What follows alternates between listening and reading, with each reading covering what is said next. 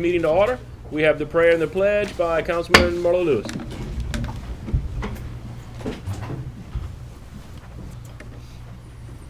Lord's Prayer.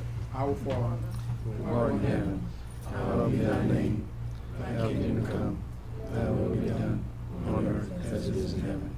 Give us this day our daily bread, and forgive us our trespasses, as we forgive those who trespass against us. And lead us not into temptation, but deliver us from evil. pledge allegiance To the flag of the United States of America, and to the republic for which it stands, one nation, under God, indivisible, with liberty and justice for all. Roll call. Mayor Pro Tem Dan Doyle. Here. Councilmember Natalie Lopez. Present. Councilmember Marlon Lewis. here. Councilmember David Broussard. Here. Councilmember Deidre Ledbetter. Here. Councilmember Sherry Guidry. Present. Councilmember Dustin Swear. Here. Thank you. Public comment. We have no public comment cards. We will be moving on to item number 2. Madam Clerk. Acceptance of the minutes of the April 3rd, 2018 meeting as published on April 13th, 2018. Do I have a motion? Motion. Motion by Councilman Lewis and a second by Councilwoman Ledbetter. Do we have any discussion? Hearing none, please vote your machines. Thank you. Dustin? He voted? He did. Yeah. He was just late on the butt. Madam Clerk, item 3. Robbie Bethel with the West End Council of Neighborhood Associations to address the City Council on the upcoming event entitled SOS Saving Our Street Teen Summit Part 2.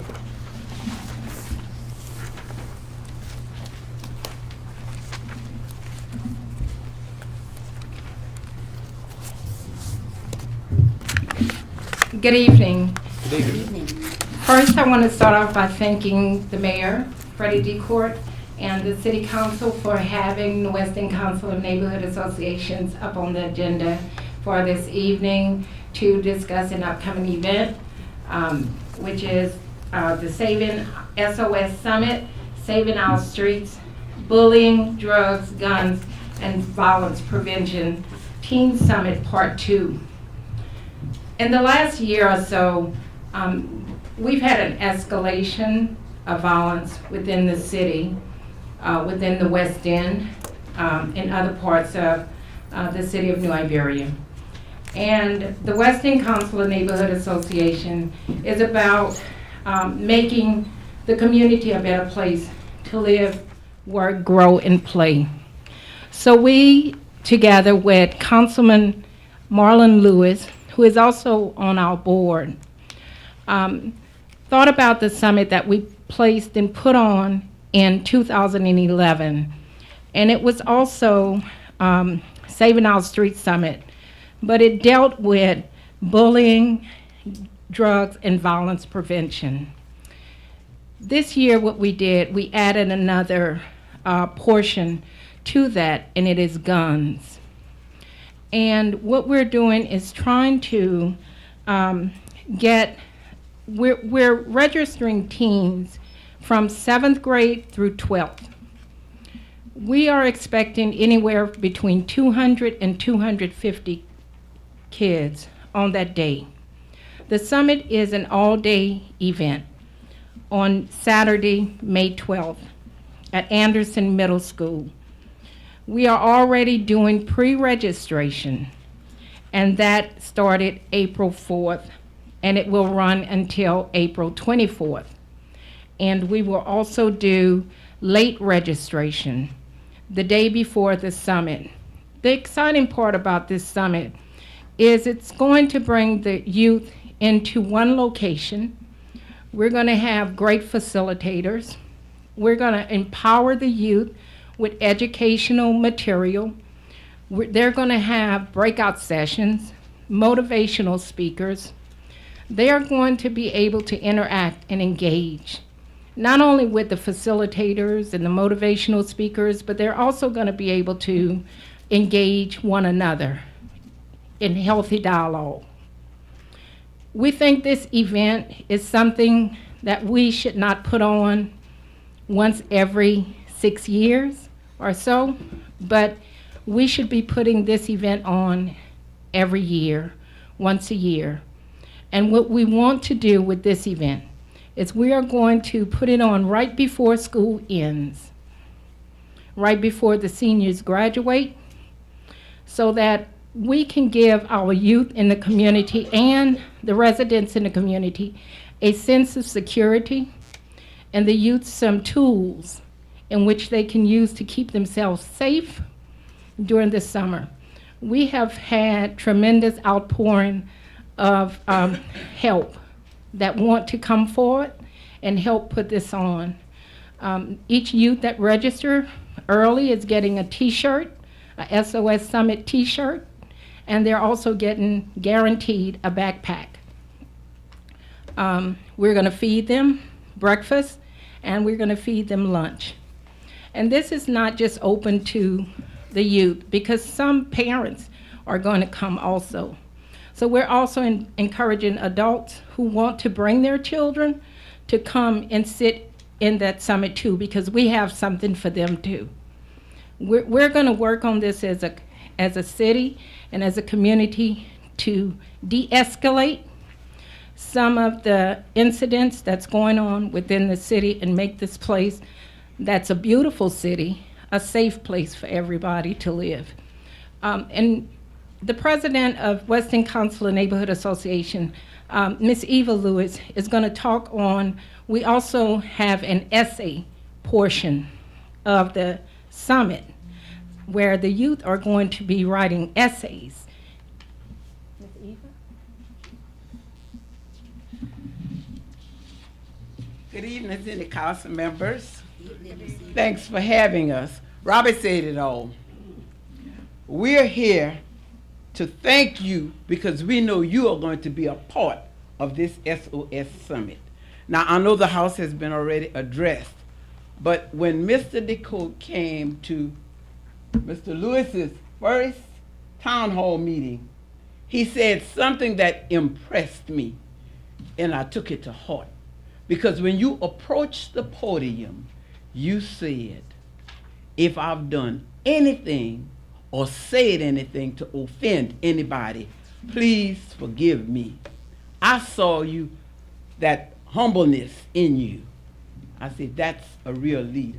You know, because we're not going to agree about everything, but we want to disagree agreeably. So we're asking you to be a part of this summit. It starts at 9 o'clock. We would like for you to be there for the opening session. We're not asking you to stay all day. Of course, we would like for you to stay all day. But if you just come in and be in that possession, and let those children know that we are stronger together than by ourselves. Now, this essay topic is, what do you suggest should be done to eliminate gun violence in Iberia Parish? And one little girl approached me, and she said, Miss Eva, y'all looking for a title? She said, y'all got the formula. She said, we had the formula the other day in Sunday school. I said, well, what's the formula? She said, Pastor, that was Nehemiah, said the wall was built because the people had a mind to work. Well, she gave me that scripture. She said, we can work. She said, the walls in New Iberia are down. She said, but we can restore those walls. She said, we have this formula. And she said, the mayor started it when he humbled themselves. So, humbled himself. And the Bible tells us, if we humble ourselves and pray and seek God's face and turn from our wicked ways, we're going to hear from heaven. God going to forgive our sins, and he going to heal our land. And God knows New Iberia needs a healing. But we could build it. We could rebuild the city of New Iberia, and we don't need to get Mexico to pay for it. Praise God. We could do it ourselves, our young people, and with us, we could get there and do what we have to do in this summit. Be there. Let all roads lead to Anderson Street in New Iberia on May 12th 2018. Please come. Mark your calendars. Take everything off your calendars. And if they see you there, they say, well, we could do it. Thank you for having us. Thank you. Thank y'all. Wait, we have a couple questions. Dan has a question. I'm sorry. Okay. Go. I see May 11th is the late registration at Yes. Anderson. Yes. You said they can pre-register from April 4th to April 24th. Is that at Anderson also? No, the pre-registration forms are in the City of New Iberia City Park. Okay. They're in the West End Park. They can register online at our website, wegna.com, www.wegna.com. They can also print out. I posted it all over social media. They can print out the form and they can bring it either to the parks or they can bring it on the day of late registration. Give the number out so we can see it on TV, the number for them to call? The number that they can call if they have any questions, they can call 337-577-7564. Good. Thank you. All right, and I want to also say, and I'm going to take my seat, the essay contest, we're doing it in 3 portions, 7th and 8th graders, 9th and 10th graders, 11th and 12th graders. And they're going to write the essay, 1,000 words limit on the topic, what do you suggest should be done to eliminate gun violence in Iberia Parish? And we have 3 fantastic judges in the professional community that's going to receive those essays, and they are going to award monetary gifts to 1st, 2nd, and 3rd place in each category. Yes. Ms. Robbie, I would suggest that whomever y'all pick the best, would you be willing to come back to the city council and possibly get back on the agenda with your councilman and come back and tell us what do you suggest to eliminate gun violence? I'd like to hear it. I'm sure all of Iberia Parish would like to hear it. We The person come and read that essay if you wouldn't mind. Well, it would be up to the mayor, but I would like to I'm hear in. it. Yes. I'm interested. I would just like to thank y'all. Yes. You know, and this job does humble you because if you're gonna get something done, Yes. you learn really quick. It takes everybody. Yes. It takes this council, but what it really takes is our community. Yes. I applaud y'all for stepping up. This is something that is the beginning of a change of our community. Yes. I think these type of community events, when you marry that with our new police department, Yes. with the community policing philosophies that we're coming with, if you'd see, I cannot wait till you meet our department. When you see we have been so blessed with the talent and the men and women that we've been able to hire. We're probably 8 people short of hiring the entire department. It's a wonderful, diverse group with a whole lot of talent. And all of us feel that, this council, everyone's excited about it. And I really think that these kind of things are what's going to pull us through this and make us that city that we all know we really are. And Thank we're y'all very hoping much. that this event every year grow, and that other communities start to see and use this particular program as a pilot program for their small communities, because we can learn from each other. So, We plan on thank using you. New Iberia as a model. But Yes. this is a big piece of it. Yes, Thank y'all very thank much. you. Mayor, Yes, one sir. comment, not Yes, a sir. question, comment. Also, you have shown, and the city police has shown to their partnership, when we called you and we told you we needed somebody to help out with the gun piece, you told us they'll be there. And I just want to let the council know, as well as our listening audience, that our city police department is already integrating themselves into programs like this. They'll be there doing a breakout session with Yes. our youth. Yes. Good, thank you. Any further comments? Thank y'all. Madam Clerk, 3D. Pastor Zachary Mitchell to address the council on events planned for District 5 and the upcoming events for District 6. Another part of our solution. Yep. Good evening. Well, good evening. Good evening. And once again, it is an honor to be with you. And I just want to state that what we really want to deal with is we're still in District 4, Mrs. Ledbetter's district. And I just thank this council and the mayor for having us to come and speak with you, and we're going to do what we do. But I want to open up the floor for another pastor, one of the pastors that's involved with us, just to give a word to what we're doing, to let you know that this is not a single person event. It takes many to bring it together, and we thank you that you're a great part of it, as well as our community is. So I want to introduce to you Pastor Geroy Scott of Faith Family Fellowship Church. Pastor Scott. Good afternoon. Mayor, Council. I'm grateful to be here.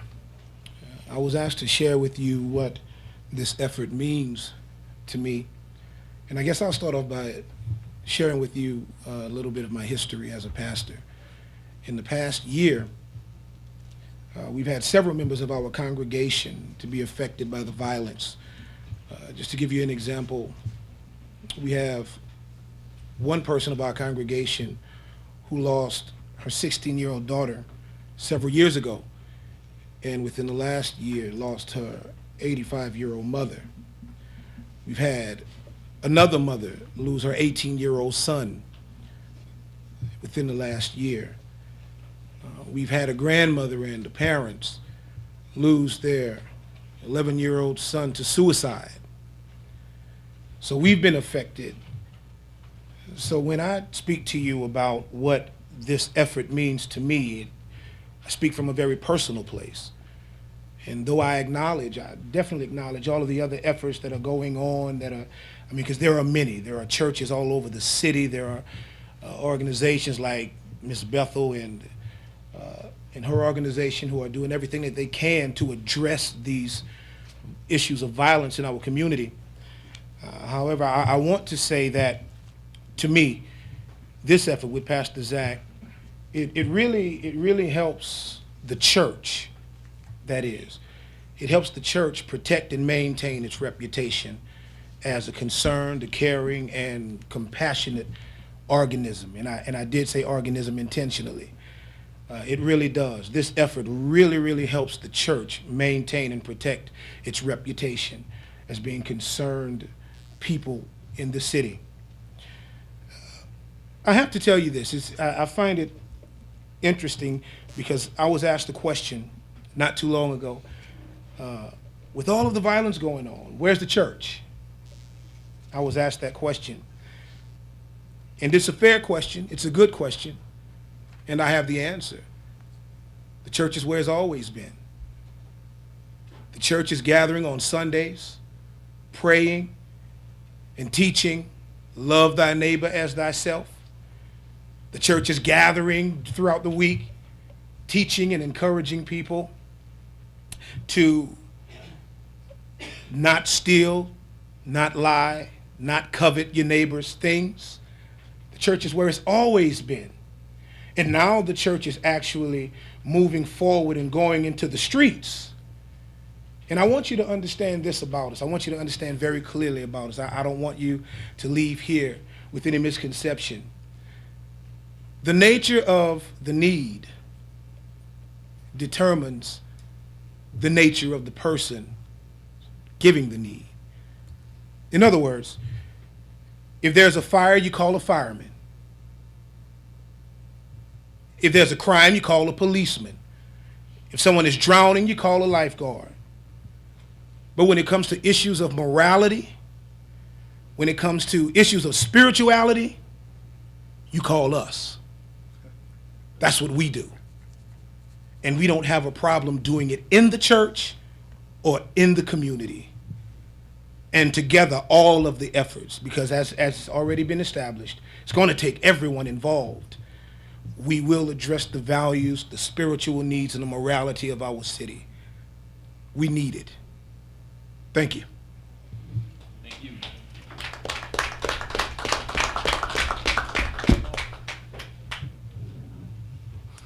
Thank you, Pastor Scott. And what I'd like to do with the little time that I have left to speak to you. First of all, I'd like for you to pick up your folder, and you'll come out of the folder with, again, flyers. And if you don't mind, Pastor, grab those flyers and just take one and just pass the stack back. The We Proclaim Redemption flyers, which gives you our events of what is happening. And let's see if I can, while I am talking, get this to you.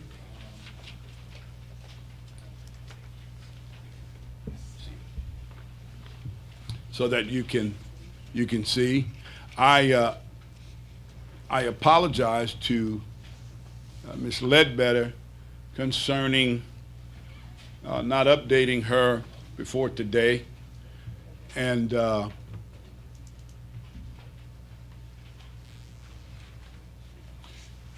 so I just want to, I can't see it from back here.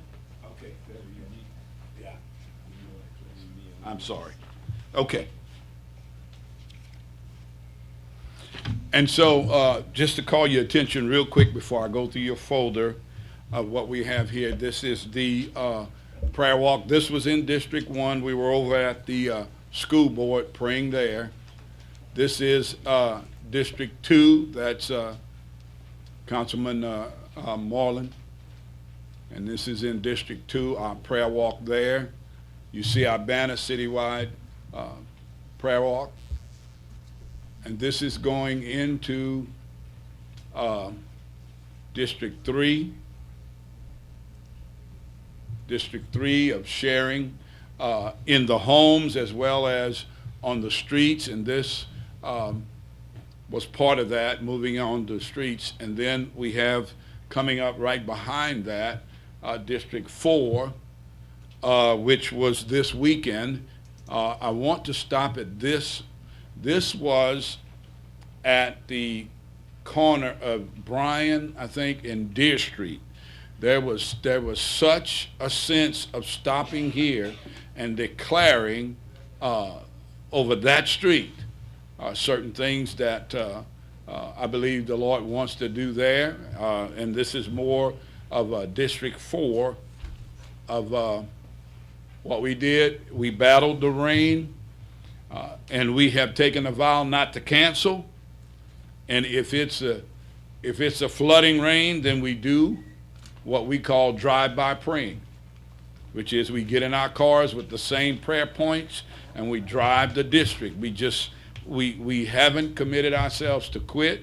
The weather will not stop us, and we go forward. You can see not only were there was love on the streets. This is just this Saturday now. Of what we did in District 4. It was a powerful, powerful event. And so we are just so elated. So really, back to your folders real quick. We have those two flyers. And then we are gracing you with citywide initiatives in New Iberia, which gives you, the victories in each area. It also talks about our all-night prayer, which we have the all-night prayer coming up this month on the 27th at 10 p.m. and it will be at Believers Family Worship Center. And then the boots on the ground on the 28th. We'll be back on the streets, sharing, etc. Now, the legal sheets that you have they're given to you for this purpose. We want you involved. This is for the July events, which is July 7th, is the Lit to Overcome 2 Youth and Crusade Camp. Youth and Children's Crusade on July 7th, as well as the youth Children and Youth Camp on July 23rd through 27th. These are the liability forms, and we desire for each one of the councilmen to sign up their young people. The age limit is going to be from 8 to 18, and we want you, I'm sorry? 8 to 25, I'm sorry. And we want you to sign them up. Sign them up to be a part. And we're going to keep track of that. We're going to check back with you. We're going to really look forward to you helping us out. We need your help. We need your help. We need your help for your district. We're not asking you to go to somebody else's district. We're asking you for your district and to be a part. And as the way it goes, dealing with pastors and dealing with messages, here shortly I'm going to go and take my seat, but I want to leave you with something. I want you to think with me for a moment. What kind of city you want New Iberia to look like? I've heard some horrible things in the past. We wanted New Iberia to be sleepy, kind of a town of nostalgia and all those things. We are greater people than that. And what about a city where people care about one another? What about a city where there is a link between the businesses and the organizations and a flow into education, that everybody benefits everyone, and there is a brightness and a lightness and a richness in our city? What about a city where all the people work? What about a city where nobody walks around with their pants hanging down? Because we've sown something. Listen, we are not just talking about just trying to pump money into a community, and that is going to raise it up. Folks, I come to tell you, you can throw money at it all you want. If you don't change a person's heart, because what is the saying? You can dress the pig up like you want, turn him loose, guess where he's going to go? Okay, you got to change the heart, and that's what it is. And I wanted to leave this with you because we've shared with you sometime. I want you to understand that we can't do it without you, and we won't do it without you. That's why we want to press upon you, councils, people, to be a part. We must have you. We have to have you do these waiver forms. We have to get the children signed up. We have to do that. I've wondered why the Jewish people, the Orthodox Jewish people, get up every morning and quote the scriptures and says, you must love the Lord thy God with all your heart, with all your soul, with all your strength. Why they do that? And I found out when you look in the New Testament, even Jesus was tested. And he asked, what's the greatest commandment? He said the same thing. The reason why is, think about it, each one of you. Whatever you give your lifebloods to, whatever you give that life force that you have to, you succeed at it. Whatever you do it. That's why you have to give your all. When a person has given God their all, whatever gifts and talents that he has put in their life will definitely come to surface and will change an atmosphere. And that's what we're looking at for this city. This city, I don't care what anybody says, this city is going to change. Amen. It's going to change. Because all the pieces are in place, the leadership is in place. We've already heard it stated and we know it. The people have a mind to work. I want you to notice all these things are rising up out of the earth to attack these problems. Do you think just because us pastors got on the ground and we were running at this first that we're going to look at somebody else and say, well, y'all can't do that because we was here first? What a stupid thing to think. We all in this together. And I'm telling you, there's a miracle of God happening. People are coming together. And that's why when you love the Lord thy God with all your heart, mind, and strength, and you love your neighbor as yourself, things happen. Miracles, signs, and wonders. Thank y'all so much. I'll take a little time off on my next time when I come. Thank y'all very much. I'm sorry, any questions? We okay? I always forget. Yes, ma'am. got a Do you question. know where the activity on July the 7th? And what a pertinent question. we're working on it. We need your help. We have several things going on, and we're working on that now because we have to get it settled so we get it out. Remember, on last year we did Lit to Overcome, and we had 620 attend. And so we're looking to triple that. And because this year we're not doing the crusade 2 days, we're doing it 1 day so that we can take a 2-week break and then come back with the camp. Because what we do in the crusade, we're going to do in detail at the camp so that we can have real life change. It doesn't matter what you say. It's what you do. It's your lifestyle that counts. So get me down from here and I'm good. Thank you. Thanks for all y'all do. All right. And we're going to get it. All right. Madam Clerk, item 4. Proclamation to Smile Community Action Agency. Great. Anybody here from Smile tonight? They here. They here? Yeah, Kristen. I have a proclamation if you want to come up.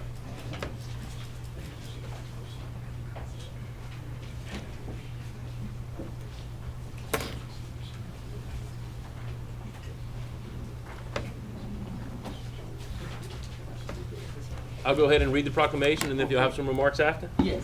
It's pretty long. Whereas community action emerged from the heart of President Lyndon Johnson in 1964, proclamation of America's war on poverty, where battles must be won in the field, in every private home, in every public office, from the courthouse to the White House. Whereas community action has put a human face on poverty for 54 years by advocating for limited income citizens without a voice so that they may enter the middle class and reach for the American dream, replacing their despair with opportunity. Whereas community action builds and promotes economic stability as an essential aspect of enabling and enhancing stronger communities, which in turn promotes self-sufficiency, ensures that all Americans are able to live in dignity. Whereas community action has enhanced the lives of millions of people across America by providing essential life-changing services and opportunities such as affordable housing, economic development, health care, energy assistance, natural disaster relief, and recovery. And whereas community action already serves 99% of America's counties in rural, suburbia, and urban communities, and because it is right, because it is wise, and because in our hearts and minds we believe it possible, we will conquer poverty in our lifetime. Whereas community action will continue to implement innovative and cost-effective programs to improve the lives and living conditions of the impoverished, continue to provide support and opportunities for all citizens in need of assistance, and continue to be a major voice of reason in establishing welfare system reform. Whereas Smile Action Agency was incorporated in 1968 to fight poverty and provide economic security in St. Martin, Iberia, and Lafayette parishes, I therefore, Frederick DeCord, Mayor of the City of New Iberia, do proclaim the month of May 2018 as National Community Action Month. In recognition of Smile Community Action Agency, which has been committed to community action in St. Martin, Iberia, and Lafayette parishes since its inception, we will celebrate the month with a host of activities under the theme Smile Community Action Agency Celebrating 50 Years, in recognition of the hard work and dedication of all community action agencies. Great. Get a picture? You could get a picture wherever you want. And great. Who do you want the picture of? You and With all of us? With okay. Great. Okay. Good evening. Good evening. My name is Mike Sorrell. I'm the parish manager for Iberia Parish. Yes, sir. And I just want to take this time to let you all know how much we appreciate the support that you all has given us. And I want to reassure to you all that we are here. If any of your constituents are in need of any of our programs, please don't hesitate. Now, we're not going to take much of your time, but I do have two of my colleagues with me. I have Miss Hilda. She's our program resource developer. And we have our CEO, Mr. Chris Williams. And they're going to come to you in their own way. Thank you. Thank you very much. I'm going to be very brief. Thank you so much, Mr. Mayor and members of the council. We are celebrating our 50th year anniversary, and this organization was started in Iberia Parish, St. Martin Parish, and Lafayette Parish. And I just want to let you know that we are here to say that we will be partnering with you in the months and years to come Mr. Sorrell will have a community meeting on Thursday evening, that will highlight some of the things that are necessary, but we're very pleased to announce that Community Services Block Grants was funded again this year from the federal government.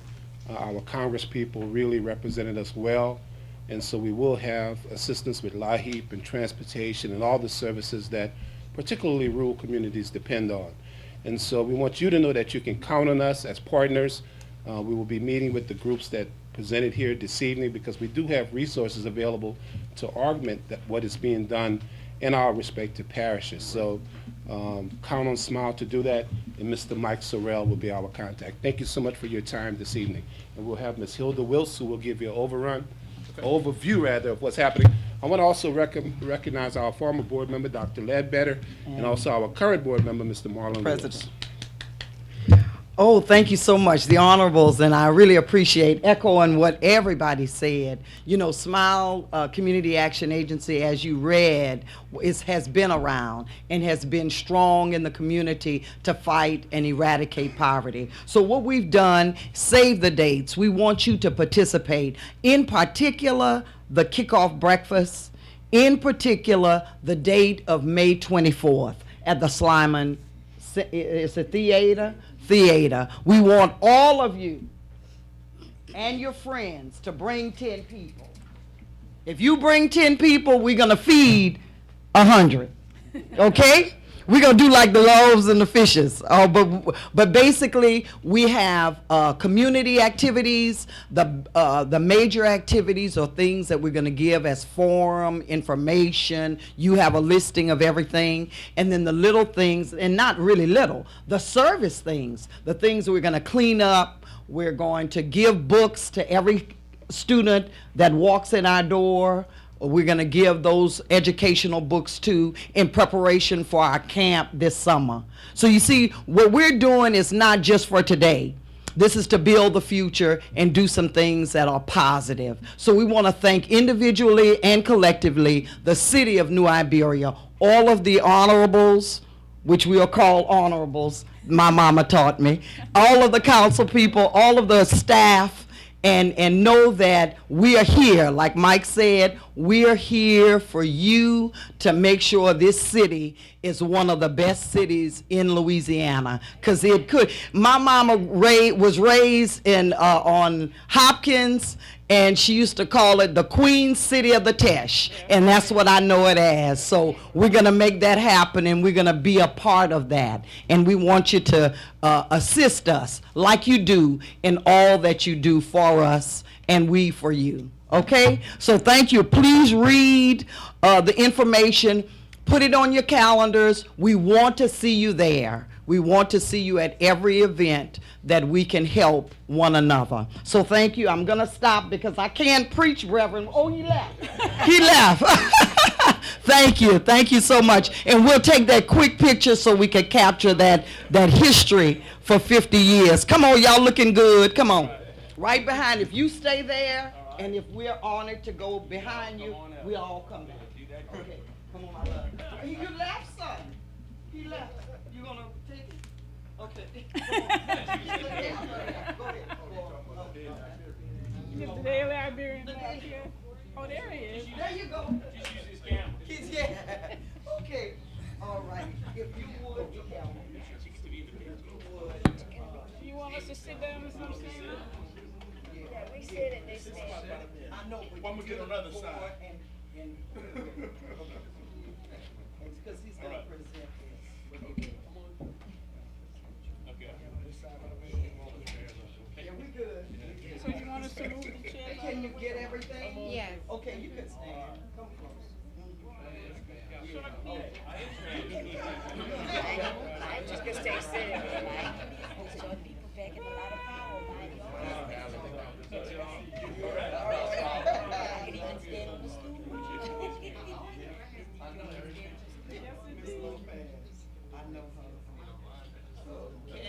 you got it? You ready? You got it. Thanks so much.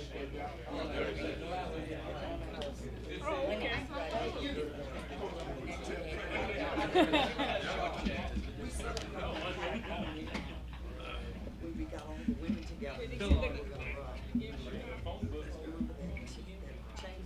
All right. Back at it. Madam Clerk. Item number 5. Audit report, presentation of the 2016-2017 Independent Auditor's Report for fiscal year ending October 31st, 2017 by Burton Coulter, Arthur Mixton, and Mandy Self with the CPA firm of Coulter, Champagne, Slavin and Company. Now, everyone else has brought good news and ways to save our city. So I'm hoping that you would do the same. I'm not the bearer of bad news, Freddie. Good evening. Art's passing out some additional items that we can discuss, or we'll be discussing. I'm going to try and keep it as brief as possible. It's an 87-page report which you have before you. I'm going to try and hit some of the high spots of it and make certain comments and, of course, answer any questions that you may have. We're certainly trying to accommodate you there. Let me start by saying that if you look in the back of the report on page 87, we have the internal control management letter and comments, and there's really none. I'm happy to say that you don't have any comments that we need to report in the audit for the City of New Iberia for the year ending October 31st, 2017. This will be sent to Baton Rouge. It will become a public record after this meeting tonight. It is due by April the 30th. It will definitely be there on time. So I just wanted to point that out. Next thing we can look at is on page 2 of the report, and it's the independent auditor's report, which, based upon our examination or our audit of the financial statements, we have to issue an opinion based upon what we've seen. We've looked at in the records and in the policies and the adherence to those policies and so on. If you look at the top of page 2, it says the opinions. In our opinion, based on our audit and the reports of other auditors, because there's a couple of component units of the city that are audited by other auditors. Those are identified in here. The financial statements referred to above present fairly in all material respects the financial position of the governmental activities, business type activities, and the aggregate discretely presented component units. Each major fund in the aggregate remaining fund position fund information of the City of New Iberia as of October 31st, 2017, and the respective changes in financial position, and where applicable, cash flows thereof for the year ended in accordance with accounting principles generally accepted in the United States of America. So this is an unmodified or clean opinion. It's the best opinion that a CPA can give you. We are dictated by the AICPA as far as what the format of the report needs to look like or the verbiage of that report. This is a clean opinion, as I said, the best opinion that a CPA could give you. Next thing I'd like to look at is on page 76 of the report, if you would flip to that, and we're going to look at the sewer fund and the sewer fund activities, and then we'll refer to a couple of the handouts that Art just gave you. A couple of the exhibits. We have a comparative financial statement for your sewage fund. Charges for services being from the customers. And again, this is billed by LAWCO based on the water consumption. You can see the revenues went down from $4,366,000 last year down to $4,152,000 for the current year. Reason for that, we're going to look at that in just a minute. Your customer base went down by about 200. So we're down in number of customers. Then you have a cooperative agreement with the parish government to service some of the constituents that are not in the city limits, but in the parish. And the parish pays you this $892,000 last year. We're at $879,000 in revenues for the current year.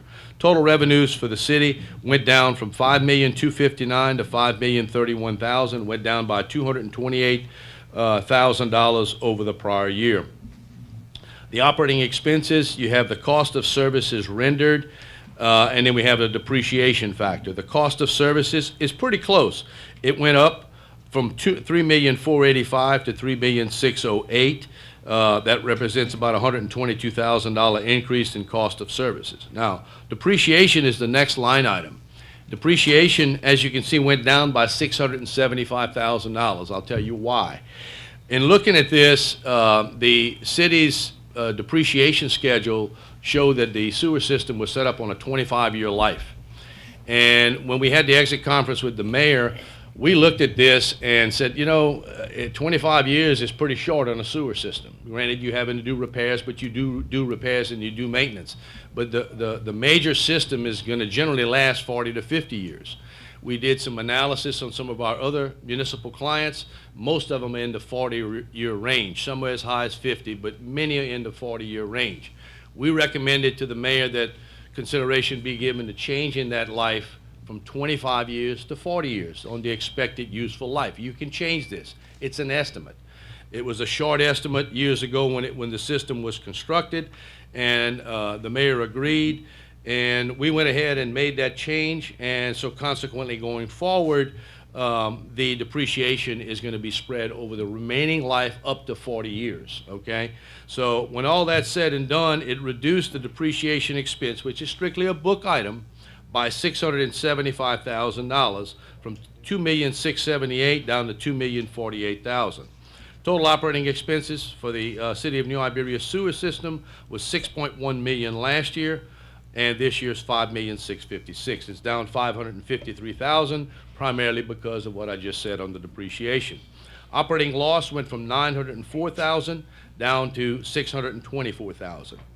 Non-operating revenues and expenses, as you can see the totals there, the main item is the interest expense, $274,000 for the current year, but the net total non-operating revenues and expenses were $190,000 last year. They were $185,600 for the current year.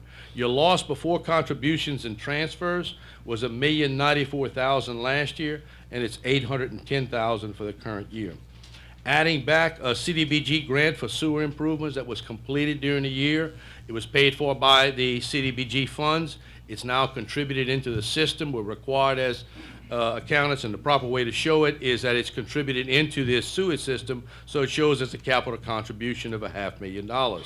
Then we have transfers into the fund or out of the fund, in this case of $26,000, left with a change in the net position of $332,000 decrease for this past year.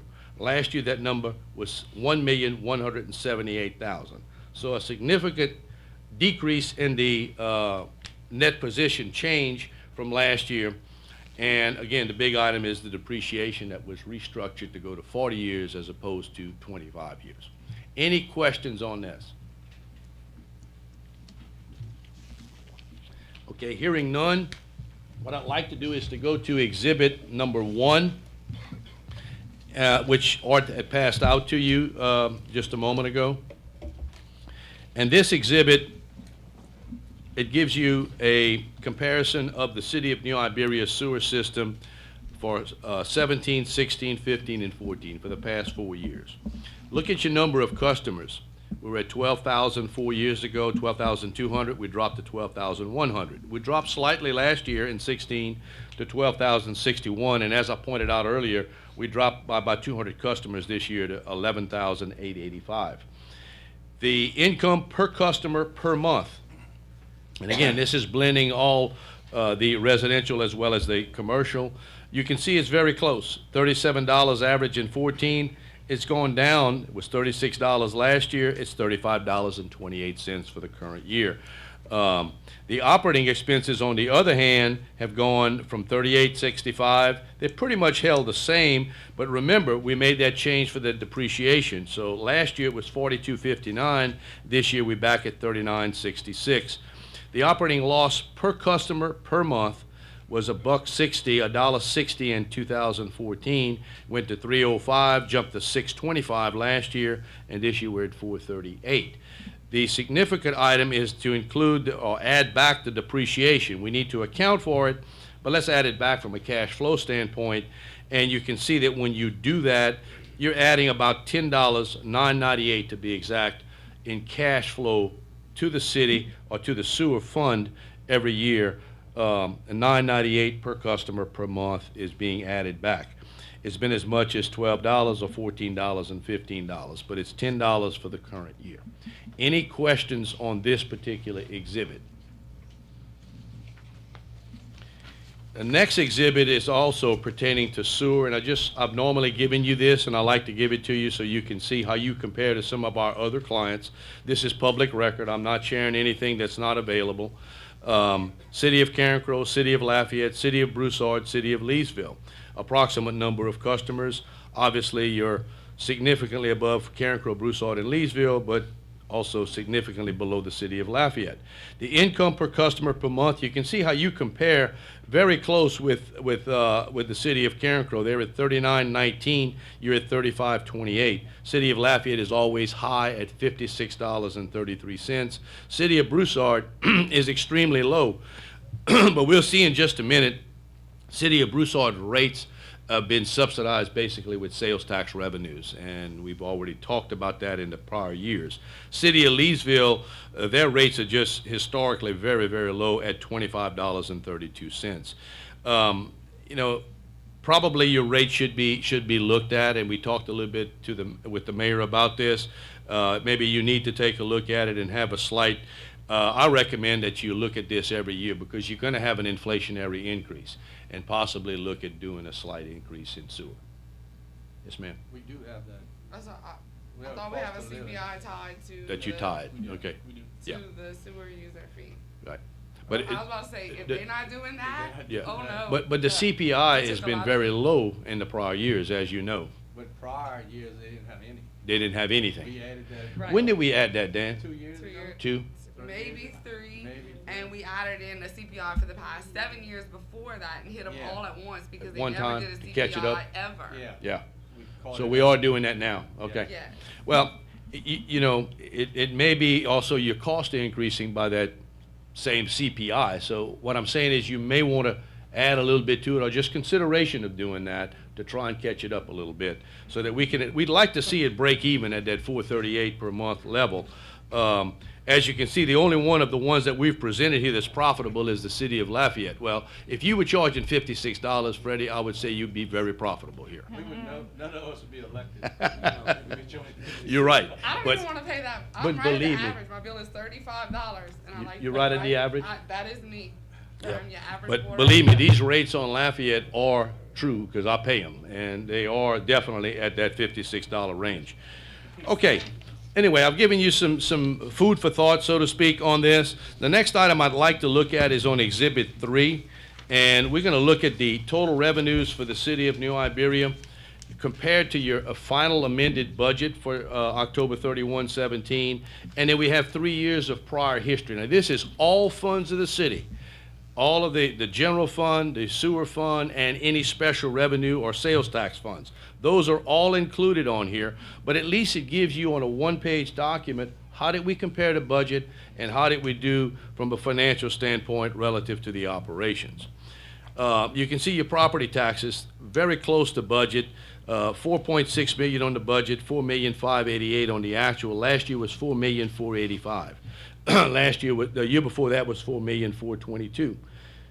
The next item is the sales taxes. Now, property taxes are up about 2.3% over the prior year. Sales taxes, on the other hand, are down 2.7%. You had budgeted 12.9 million, you collected 13 million, and last year was 13,390,000. So we're down approximately $370,000. The franchise taxes are increased slightly. Went from $1,752,000 last year to $1,834,000, and we are above budget in this line item. Intergovernmental revenues, revenues coming from another governmental source, basically from grants or also from the state government, but that's been limited. Intergovernmental was budgeted at $2,734,000. Actually came in at $2,574,000. It's $160,000 less than what was anticipated. Last year was $5,584,000. Year before that was $5,740,000. It depends on when we get some of these grants. I mentioned earlier we had a sewer grant or a CDBG grant that was completed during the year, but that's completely dependent upon what you get in intergovernmental revenues. And of course, it's a reflection also, which we'll look at in a minute, on the capital outlay. When you get some of these grants, you generally have it for capital purposes. Charges for services, this is your sewer. We just looked at that. $5,185,000 in 2017, and it was $5,396,000 last year. So it has come down. If you look at it, 15 was 5.5 million, 14 was 5.6 million. So it is slowly going downward. because of the customer base. Fines and forfeits are minimal here, $3,500. Last year was $26,000. Year before that was $5,000. Miscellaneous revenues, you had budgeted to receive $1,400,000. You actually brought it $1,459,000. Last year that number was $2,150,000. One of the big things in last year was you had some sale of assets. I think the dog pound was sold for like $800,000 or something of that nature, and that's the reason for the decrease back down to $1.4 million. Total revenues for the city of New Iberia, you budgeted to receive $30,314,000. You did very, very close to that. You came in at $30,292,000. That's $22,000 off a budget. That's extremely close on a $30 million budget. Remember, you have a 5% variance, so that would be somewhere around $1.5 million that you could have a tolerance there. You're only at 22,000. Look at your revenues last year. They were 34 million. Year before that was 34 million. But the big thing is the intergovernmental revenues that we did not have as much this year as we've had in the past. Now, how did we spend the money? And here you did a very good job in relationship to your budget. And you know, you can see administration spent 2.2 million. There's 186,000 less than budget. Last year you spent 2.5 million. The public safety spent 11.3 million. You spent 20,000 less than last year, which you spent 11,364,000. Public works 2.4 million. Last year was 2.3 million. Very close again, below budget. The garbage fund, you budgeted 4.4 million. You actually spent 4.4 million, and last year was 4,238,000. The culture and recreation, 1,164,000 this year, about 100,000 more than it was last year, which was 1,069,000. Urban redevelopment and housing, very close, 1,275,000 versus 1,286,000 last year. Utility fund expenses, this is the sewer fund. We just looked at those. Here's your expenses and then the depreciation factor, as you can see. Debt service, principal retirement, 1.7 million versus 2.1 million. Interest and fiscal charges, 844,000 versus 716,000. Capital outlay, I remember I talked about that earlier. Look at what it was last year, 4.8 million. We're down to 800,000 for the current year. So we didn't get as much grants. We didn't spend as much money on capital. Excess or deficiency, well, your total expenditures, let me just say that, 33 million was budgeted. We actually spent 33,553,000. We're $600,000 below budget, and last year was 36,780,000. Excess or deficiency of revenues over expenditures at this line item, and this includes depreciation as an expense. Excess or deficiency, you had budgeted a deficit of 2.8 million. We actually came in at $2,261,000, about $500,000 less than what was anticipated, even though it is a deficit. Proceeds from the issuance of debt for capital or capital contributions, in this case, is $100,000. And then you had some grant revenues down at the bottom, and total other revenues, which was $242,000 expense. And because of that $500,000 of grant revenues, we ended up with the revenue at $318,000, so a variance of $565,000. When it's all said and done, this city, y'all had anticipated having a deficit for the year of about $2,987,000. We actually did significantly better than that at $1,842,000, so some $1.1 million less than what was anticipated. Now, the revenue variance from budget, and that includes that $500,000 we talked about, is 1.7% over budget on the revenues, and yet the expenditures were 1.8% below budget. So both factors very good. We got brought in more than we anticipated, and we spent less than we had anticipated. So that's a good thing, even though it is a deficit. But when you add back depreciation, it does cash flow, okay? All right, any questions on this summary? Because this is a summary of this 87 pages that you have details by fund. I've tried to bring it all together on one page. Any questions? Okay, hearing none. Let's go to the comparison of the balance sheet, or the comparison of the statement of net position. This is going to be on page 63 in your blue book. 63.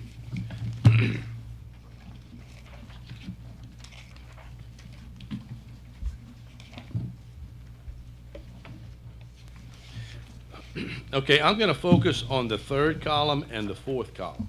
The third column, as you can see, is for 17, and it represents the governmental activities, which are all the funds of the city of New Iberia, with the exception of your sewer fund. The sewer fund is what we call your business-type activities. Then we summarize them together, and we have a total for the city. So again, we looked at the total revenues. Now let's look at a snapshot or a balance sheet of this city as of October 31st, 17, compared to the totals at 16. Cash and interest-bearing deposits didn't change a whole lot, went from 16.7 million down to 16.5 million. That's cash and interest-bearing deposits. Accounts receivable were 690,000 last year. They're 648,000 as of October of this year. Assessments receivable went down from 66,000 to 14,000 that's owed to the city. Due from other governmental units, 2.7 million last year, down to 2.2 million this year. Real estate held for resale, this is $61,000 both years. Prepaid expenses, minimal at $800. Restricted assets, $311,000 both years. Those are generally restricted for debt service requirements. Capital assets, non-depreciable, was $10,050,000 last year. That includes construction in progress, okay? So when construction is not depreciated yet because it's not completed, it stays as a non-depreciable item. This year we completed some projects and we moved those over into depreciable. That's why that number went up. We also took depreciation on those items, and you can see the net depreciable went from 81 million up to 82,365,000. Total assets of the city went down from $112 million down to $107 million. The deferred outflows of resources, these are pertaining to the pension plan. So again, this is the state pension plans. They give us this information. I say they, meaning the actuaries are giving it to us, and then we have to allocate that portion that's applicable to the city of New Iberia. There's not a whole lot we can do with this. It's really like a prepaid item. It was 5.9 million last year. It's 4.5 million this year. But let's focus on the debts of the city. Cash overdraft, remember you have a master bank or a consolidated cash type of account, so sometimes you may be showing a deficit, but you're in some of the funds, we have to show that. But again, you're not overdrawn at the bank because you had 16 million in the bank. Was 136,000 last year, it's 294,000 this year. Accounts and other payables went from 1,485,000 down to 832,000. The accrued interest, pretty much the same, 342,000 versus 391,000. Unearned revenues was 181,000 versus 198,000. Long-term liabilities, the portion due or payable within 1 year, very close to last year. 2.2 million is what's the current portion. Payable in the next 12 months is 2.2 million for the current year. Due or payable after 1 year, 31.7 million last year. That went down to 29.5 million. So the total bonded debt of this city is about $31.7 million as we speak, as of October 31st of 17. As of Yes. 17. Yes, sir, as of 17. Because 18 will be a little different since we bonded out some more money for the We did. police department. Yes. And this one we're about to do in the sewer. Can You about- while you're on this, Yeah. our payment on those bonds totally, what do we pay yearly on the bonds that we have outstanding? That you have outstanding, approximately $3 million is the total payment as we speak as of October. About Yeah. $3 million a It's about $3 million a year, yeah. But that includes principal and interest, of course. Right, correct. 2.2 million is principal and about 800,000 is interest. So it's about 3 million. About 3 million total debt service, yes, sir.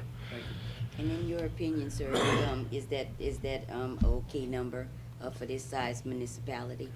I would say it is. Bonds? I would say it is. I've got some smaller municipalities, Sherry, that have more debt than this, you know, and you have a larger base. Now, you have a larger citizenry as well and maintenance type, but their revenues are not 31 million or 33 million.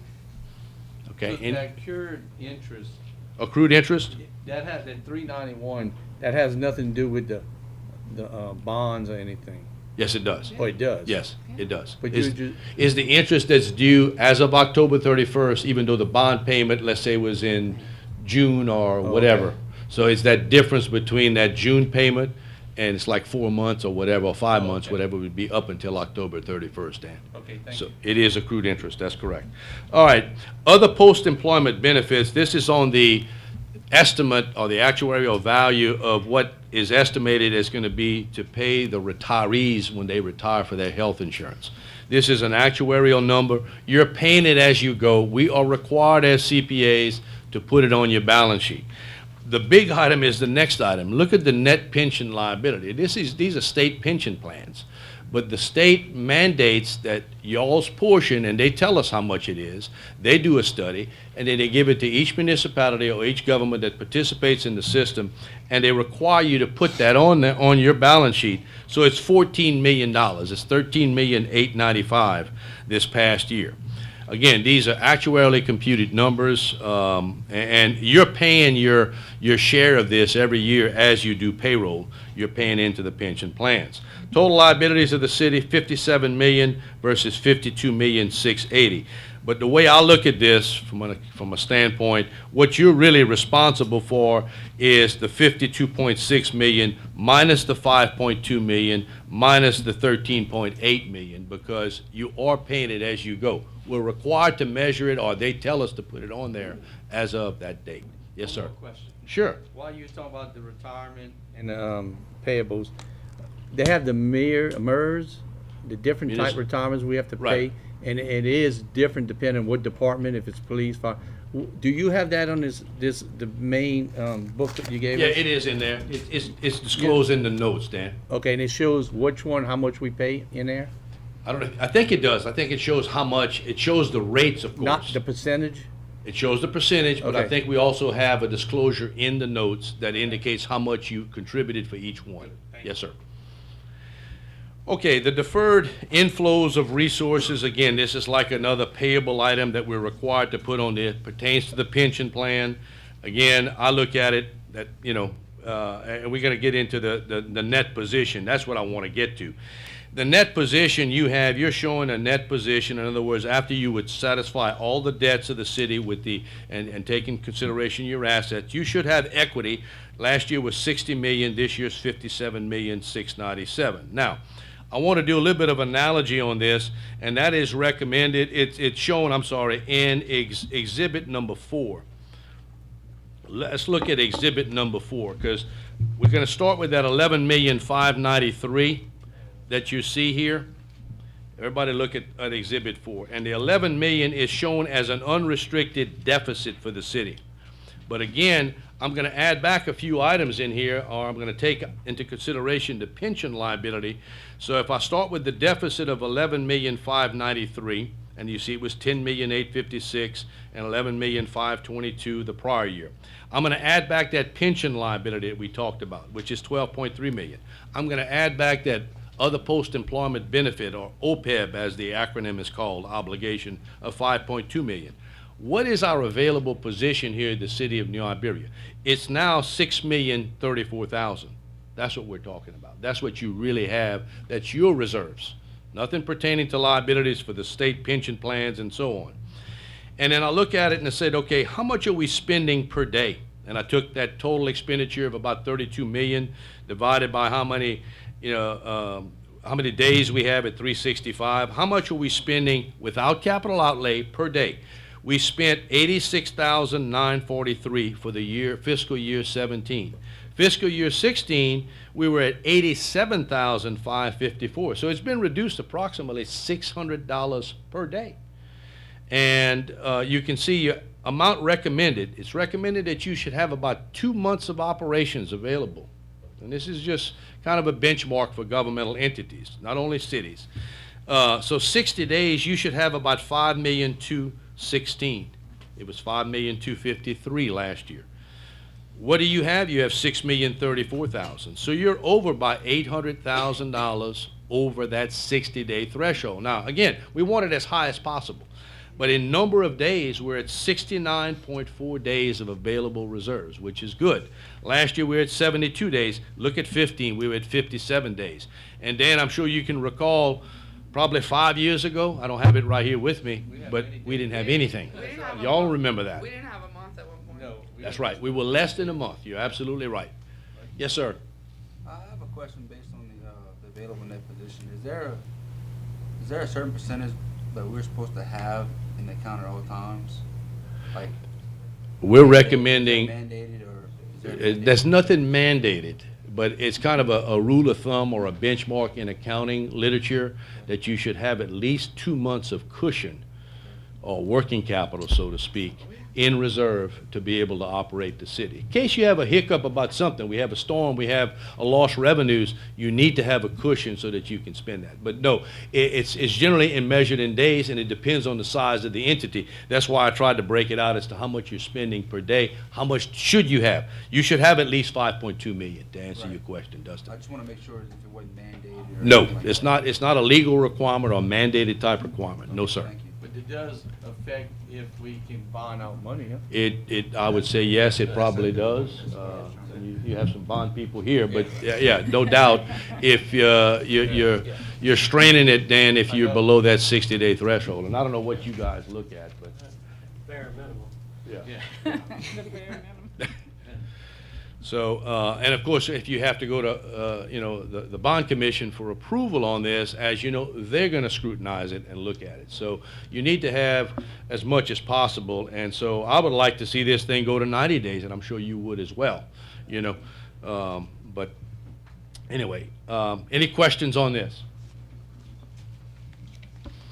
All right, the next thing that we could look at is exhibit number 5.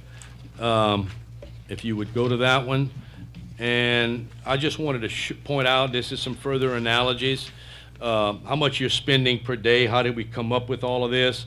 And you can see that your revenues are about $83,000 a day this past year. If you see that number, and the total revenues of $30 million, you're bringing in about $83,000 a day. Last year, we were at $94,000 a day. Now, that included a lot of that intergovernmental revenues. Now, the expenditures, we spent $100,000 total. That included capital last year. This year, we spent $89,000 a day, including capital. So it would be down from that if I take that into consideration, and that's what I was pointing out to you earlier. So basically, this past year, when it's all said and done, we lost, or our deficit was about $5,000 per day.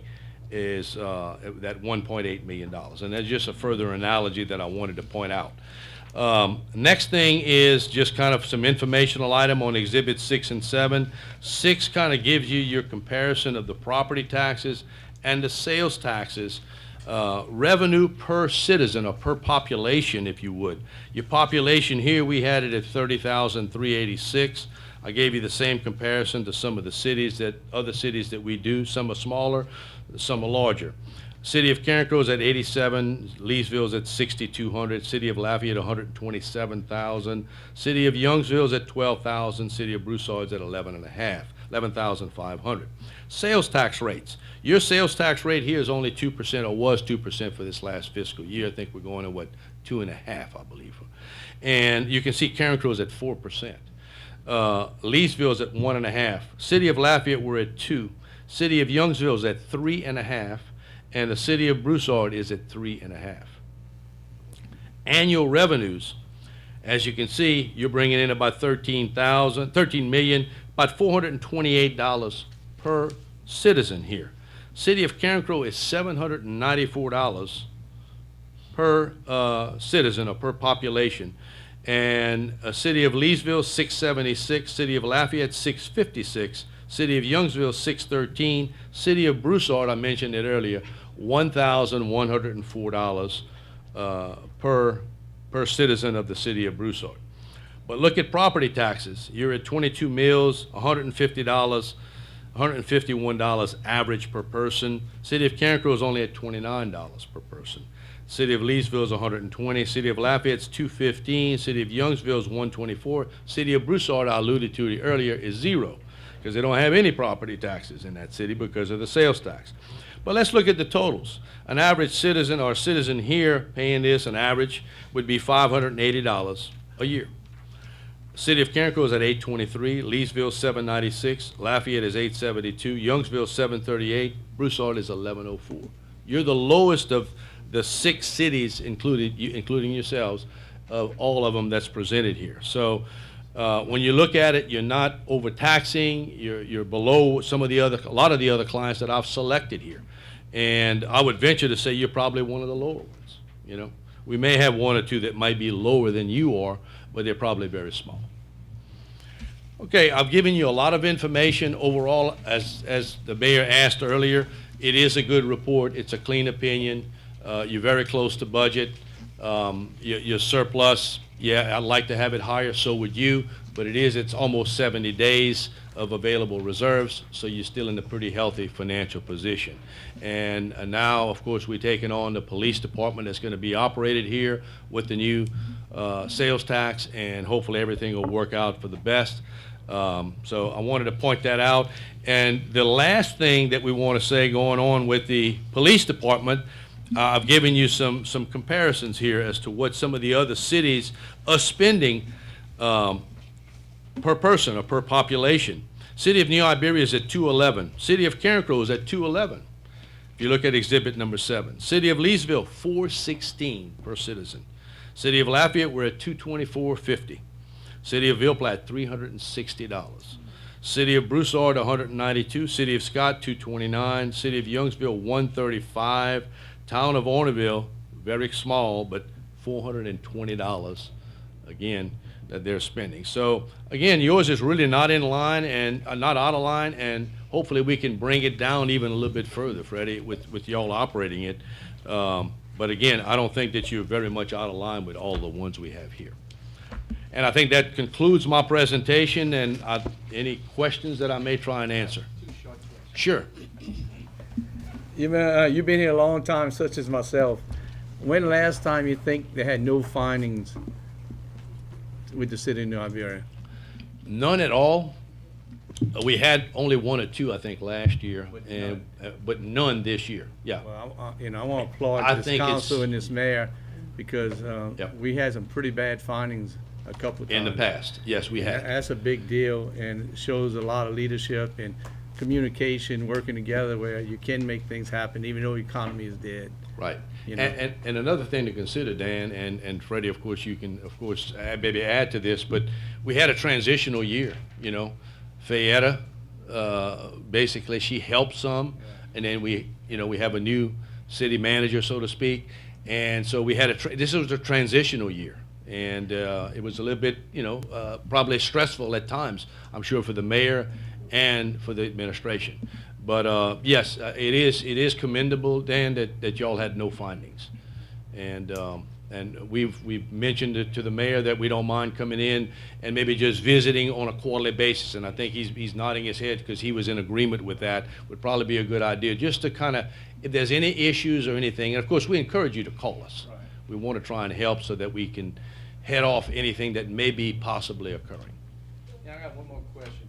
On page 20 of your breakdown. Page 20, okay. Back to the book. All right. Last question. It's all right. Save the best for last.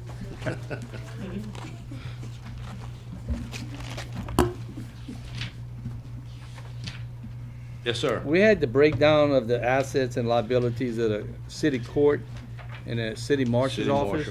Yes, sir. And I was just wondering if there's a possibility, because those 2 things we fund a lot of, including the legal, the prosecutor up there. Right. And is there any way, Mayor, that could be part of this breakdown? Because these are funding things that we do, that we send money up there. This is what we call your component units. In other words, because you do some funding, you have some control over them, Dan, and that's why they're considered to be component units. They're audited by other auditors, and they give us the information. But I was just wondering about the prosecutor. Well, we give a lot of money up there to the city court to operate the prosecutor's office, the city marshal's office, and the court. We pay what, utilities and? No, we pay, paper? we give them money for retirement, for salaries, No, we do for their all kind salary, of their things. retirement, but outside of that, Yeah. it's what, utilities and paper and the phones? We do have some expenses, yeah. Yeah. Yeah, we do. I mean, I And- just saw the way it was broken Well, we're in down. That's something that's coming. We're in the process of analyzing that. Of looking at that. With the court system, yeah. Okay. With full cooperation from the court system, we are actually talking pretty often about this and kind of looking at how we could get creative on this. Because what happened over the years is the prosecutor was a part-time position, and under last administration, it became a full-time position that cost the city more for the same services. So I was just trying to find out how we can make sure we can, because there's a report really, I mean, the report is so great. There's I a lot mean, of information. This is like how. It gives it to you. Oh, yeah, It it gives does. it to It you, gives good, you a bad, lot of info. ugly, but it's all here. Right. And it was just so easy to read, and I just, when I saw that, I said, well, we can get more information. The on revenue's gonna change as well with the police department. Right, Police because drop- we police get some drops fine low. revenues. Hopefully but- we get a little bit of fine revenue, Well, Mayor. you know, within reason. Yeah. But that is gonna change the court's position as well, and that's something that, like I said, we are looking into that as a whole. I think it's gonna take a little time, and, It you know, will. to be able to evolve the way you want it to be shaped. Yeah, yeah. Any additional questions? Yes, sir. Sherry had her hand Oh, Sherry? I don't have a question. I actually have a comment, sir. And your name again? My name is Burton Colder. Mr. Burton, I've sat in on, I want to say hospital budgets. I've sat in on business budgets, nonprofits, and I've never had it as broken down as this. I actually really enjoyed it to hear it. Well, good. I'm glad to Really. hear that. And you really can't say that about a budget, but I actually enjoyed the whole thing. Well, good. I appreciate that, Sherry. And I think Mr. Doyle had mentioned that It's a maybe a little number of weird, years but ago, I the first really time that I had enjoyed it. presented it, you had said, for the first time, I kind of understand what's going on here. Absolutely. So we try and do that because I can bore you with 87 pages and jump through all of this, and then we get out of here and you don't know what's going on. So that's why I try and bring it together so we can see what's Can happening. the exhibits help as well? Yes. Reference back to. To relate to it. Yes, absolutely. Okay, well, I appreciate that, Sherry. Thank you. Dustin, you had, no. Mayor had mentioned it, and I had a phone call yesterday asking how it's gonna work with the PD coming in, help funding court. So we're gonna see a lot of changes. Yes, we will. With these numbers next year being that, I'm not saying we'll be out there writing a bunch of tickets, hopefully. We will be. Making some people angry, but, it's gonna help. Yeah. These numbers fluctuate a little differently. Well, hopefully some of that can be out-of-town people, Dustin. They'll help pay for some of this, man. Right. But, Natalie? yeah. Just to go back to, I guess, I've been stalking those two budgets for like 6 years, the Marshall and the court, just because I've worked in them and with them for so long. But it is accurate that and I could be wrong, but the Marshal and the prosecutor, is it not, and the judge, is it not in the charter that we pay those salaries? Is it not in the charter that we fund those? We don't pay the I don't think it's in the charter. No, It's not in the charter. We there's- pay a percent. I don't even know if it's a percentage. No, there's state law, but it's not in the charter. So but it's a law. Yeah, We have to pay their salaries up to whatever the law is. The city prosecutor is our employee, so we definitely pay the full salary and benefits of the city prosecutor. Okay, and then we do the judge. We do the judge, but I think that, I'm not positive, but I think the judge has some of his income from, He gets some of his income he does, from other, up right. at the top, and then we pay a portion of the We- judge's yes, we do. one secretary, Right. and Yep. then the marshal, Yes. but none of his employees. No. But are those things are mandated, you're saying? Probably not the secretary. there's some things that are mandated, but there's some things we can help set the levels of, like for the marshal and secretaries. The marshal salary is in the charter. It is. Mm-hmm. It's in the charter. You have the charter on your desk? No, I have the budget. Oh. Thing like that. It's in the chart. Maybe for bring upcoming, that if we big can book. get what's mandated Well, like I said, and we're what's gonna in be- the charter. Certainly, and we're gonna be, we're Because talking about the court marshal system salary is now. in the charter, and maybe that's why I was thinking the judge and the prosecutor were as well, but maybe they're But not. there are some salaries that we can set. And like I said, this is coming, that is the next kind of thing to crack is the courts and the marshal, and we're gonna be having some discussions, because we know it's gonna change. Yeah, and just so everyone, we we are helping them now, but so the council knows, before we were helping them, they were helping us. When City Court was doing great, they were giving us $100 Oh, yeah, grand a we year. used to get- yeah, They were sending exactly $100 right. grand a year from downstairs to up. Yes, they were. So we probably haven't even put a dent in what they gave us. I don't disagree with that because it's a long-term process, but I Right. can tell you that we all know that the ticket revenue is non-existent now. They do make money off of filings, but like I said, that whole situation is getting ready to change. Anything further? Can't thank you enough. Well, thank you Art. all. I'd like to Thank you, thank the Bert. mayor, the council members, and Kevin and your staff for, allowing us to work with you this past year. It's always a pleasure, and we're looking forward to a long relationship. We're looking forward to it as well, and all this, no findings. None of this was done alone. No, we have, absolutely not. This council has been a big part of it as well as our staff. I mean, to every department head, to all of our employees, in the office, we could not get here without them. But thank you very much. Thank you. In all these Appreciate years, you look like you held up well. You look like you held up well all these years. Ended today. That's funny. Madam Clerk, item 6.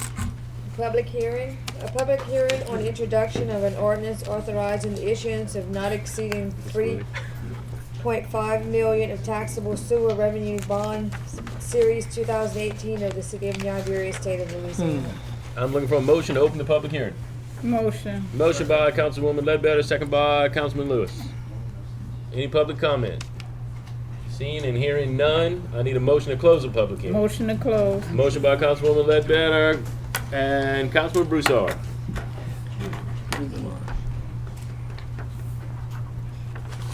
Item 7.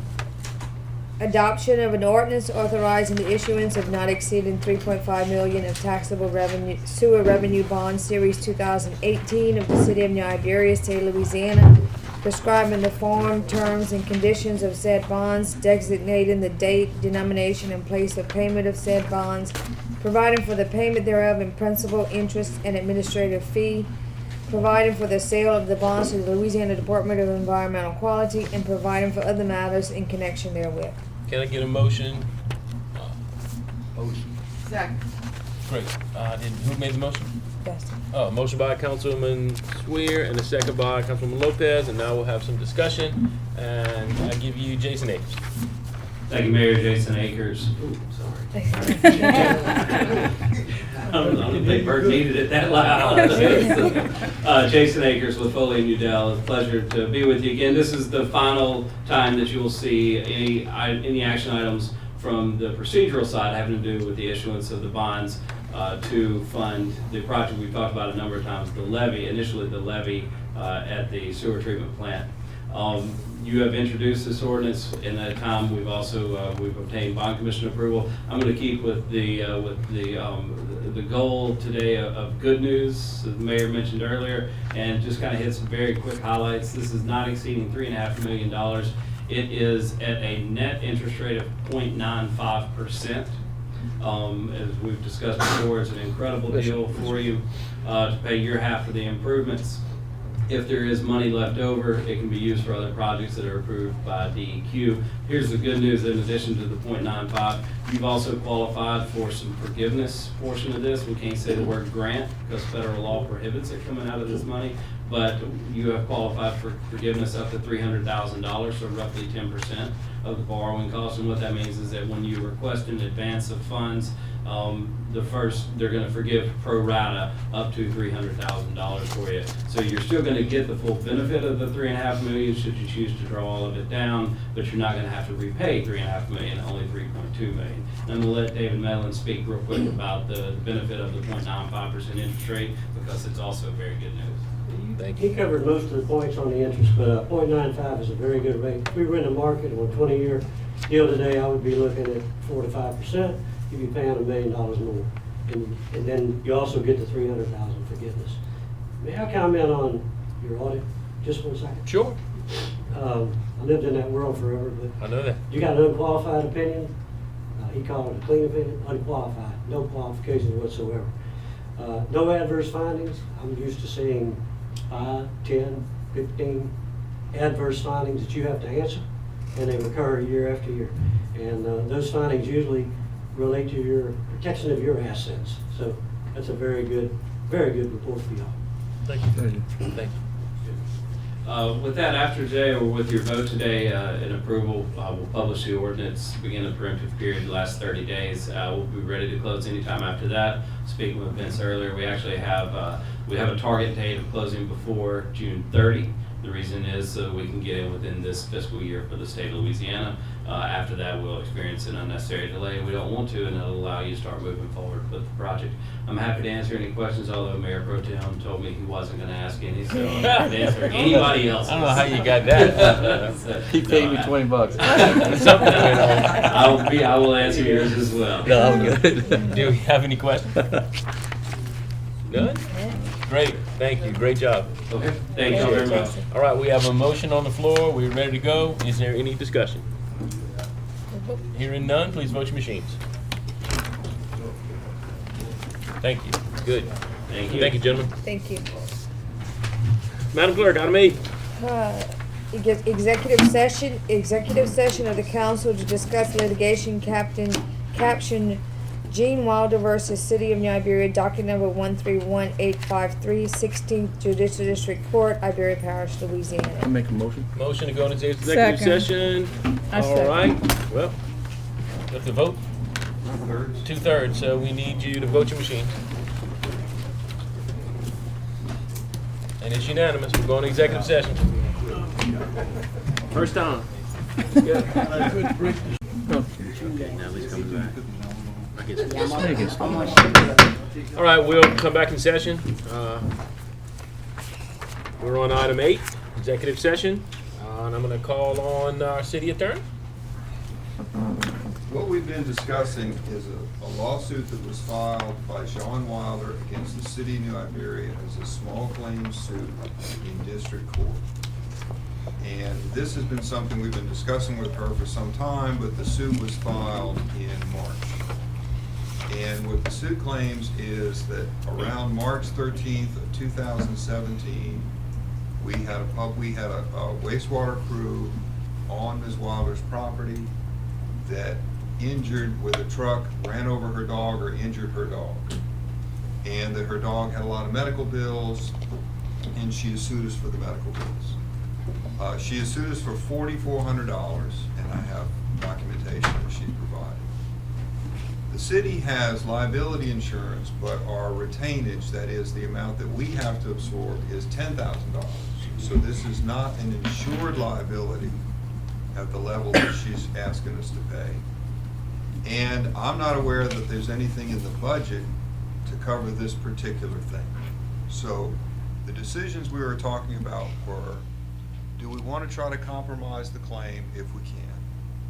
What limit are we going to set at this point on what we would pay to compromise the claim, and where the money's going to come from? And I don't know of any particular budget item, but my recommendation was that we compromise the claim, that we authorize the mayor to spend up to $3,500 out of the general fund to do that, subject to us verifying documentation and getting proper releases and all that. And we believe we can resolve it for that, although, we don't have a deal to do that at this point. So that's my recommendation. And that's why I went into executive session, to talk about the nature of the case so that the decision could be made out here. Great. Based on our city attorney's recommendation, do we have a motion? Mayor, I'll make a motion. Great. We have a motion by the Mayor Pro Tem. Do we have a second? Second. Mr. Broussard, thank you. Do we have any discussion? Hearing none, please vote your machines. Great. Justice for Pooch. That's the dog's name. Madam Clerk, item 9. Resolution accepting the 2016-2017 Independent Auditor's Report for fiscal year ending October 31st, 2017, as presented on April 17th, 2018 by Mr. Burton Colder with the CPA firm of Colder, Champagne, Slavin and Company. Motion. Do I have a motion? Second. Wow, that was quick. I was trying to beat Dan. Councilwoman Lopez and the You'll second never by beat me. Councilwoman Ledbetter. Do we have any discussion on this item? Hearing none, please vote your machines. Thank y'all. Madam Clerk, 9B. Resolution awarding bid to Dixie Electric Incorporated for repairs at West End Park tennis courts and basketball pavilion, and authorizing the mayor to sign any and all documents in connection with the contract. Need a motion? Motion. Motion by Councilman Lewis. I got me all mixed up. And Councilwoman Ledbetter. Do we have any discussion on this item? I do. Yes, Mayor Pro Tem. Mayor, this money is coming through a grant or through insurance or from where? FEMA. And I have to, you can thank our clerk for her hard work, as well as Heather, to get us this money. I got another question. Sure. It looks like we had two bids on this proposal. One was Dixie Electric and one was Prejean Company. Yes. And it looks like they bidded some LED lights and some metal hale lights. Right. It looks like by the indication of the dollars when you had them up, on the pavilion lights you could go with LEDs, and on the tennis courts you could go with the metal. Correct. Correct. Okay. It looks like that bid that was given to us from the Prejean Company only bid the LEDs. Correct. Is that correct? Yes. And so the reason we didn't go with the LEDs on both projects was because of the money amount difference? We only have a certain dollar amount that we receive from FEMA. Because it was 70. And if you compare bid for bid, you know. Yeah. So the total amount that we were getting from the Dixie bid was $71,103. Correct. So is that will cover the total amount that we get from FEMA? Cover the total amount. Okay. Good. Thank you. Anytime. Any further questions? Yes, sir. Now, we're fixing the lights on the tennis court. Yes. That's a problem. Yes, this will repair the lights on the tennis court and all the lights under the basketball pavilion. Okay, so question for Heather, we're gonna be able to play tennis at night? You know, I play a little tennis. Up to 10 o'clock. I'll be able to play tennis at night. Not later than 10. It closes at 10. You can go cut your hair after. Oh, man.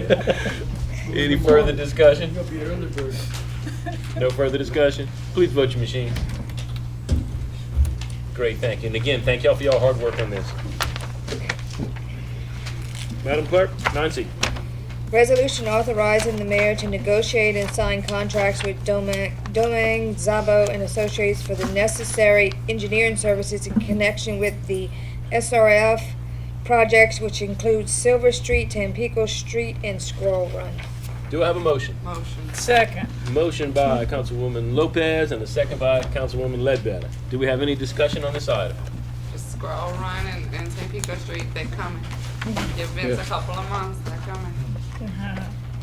Thanks for the morning. Any further discussion? Great, please vote your machines. Thank you. 9D. Resolution authorizing the mayor to enter into an amended agreement with Domang, Szabo, and Associates for the necessary engineering services in connection with the Bayou WWTP Equalization Basin levee repairs. Do I have a motion? Motion. Second. All right. Councilman Swear and I think Councilman Lewis. Do we have any discussion? Mayor, I have a question. Yes, sir. That was the project that was costing us $2.5 million. Is that correct? Yes. And how did we? So, Domang and them were not part of the original getting the prices together. I mean, how would we know how much the cost of the repair? And Oh, we didn't yeah. have an Yeah, engineer the yet. engineers did an estimate. But They- was this engineer did the estimate prior? Yeah. Yeah. Yeah. Okay. Yes. So if they did the engineering prior, we were just okaying them to finish the project for engineering Correct. of the job. Correct. And then we could put it out for bid. Yes. Okay. Yes. Now they're going to finish the plans and they'll administer the project So- from a professional standpoint, and they'll take bids. And So you think we'll go from within there. 3 months the bids will be out, ready to be out? No. No. I don't. We can call Okay. on Vince. No, I was just wondering. but Someone no. asked me. That's why I'm No, saying. I think it'll be longer than that. Okay. Thank you. It's a bunch of geotech, and then there's a lot of steps. No problem. Someone asked me. Okay. Any further discussion? Pop those machines. Thank you. Madam Clerk, 9E. Resolution awarding 6-month bids for high calcium quicklime pebble, road material, and sanitary sewer materials. Do I have a motion? Motion. Motion by Councilwoman Guidry. Do I have a second? Second. Councilman Lewis, quick on the draw. Do we have any discussion on this item? Hearing none, vote your machine. All right, item F? We already covered that, Yeah, so we're good. good. We can strike that one. Now we get another report, financial report. Kevin? Presentation by Kevin Zarang, City Treasurer, of the March 1st, 2018 through March 31st, 2018 budget to actual comparison. Hit the highlight. Well, I thought I'd go through the whole thing. Actually, what I was going to propose is I presented to you the variances, and I was just going to simply ask, do y'all have any questions?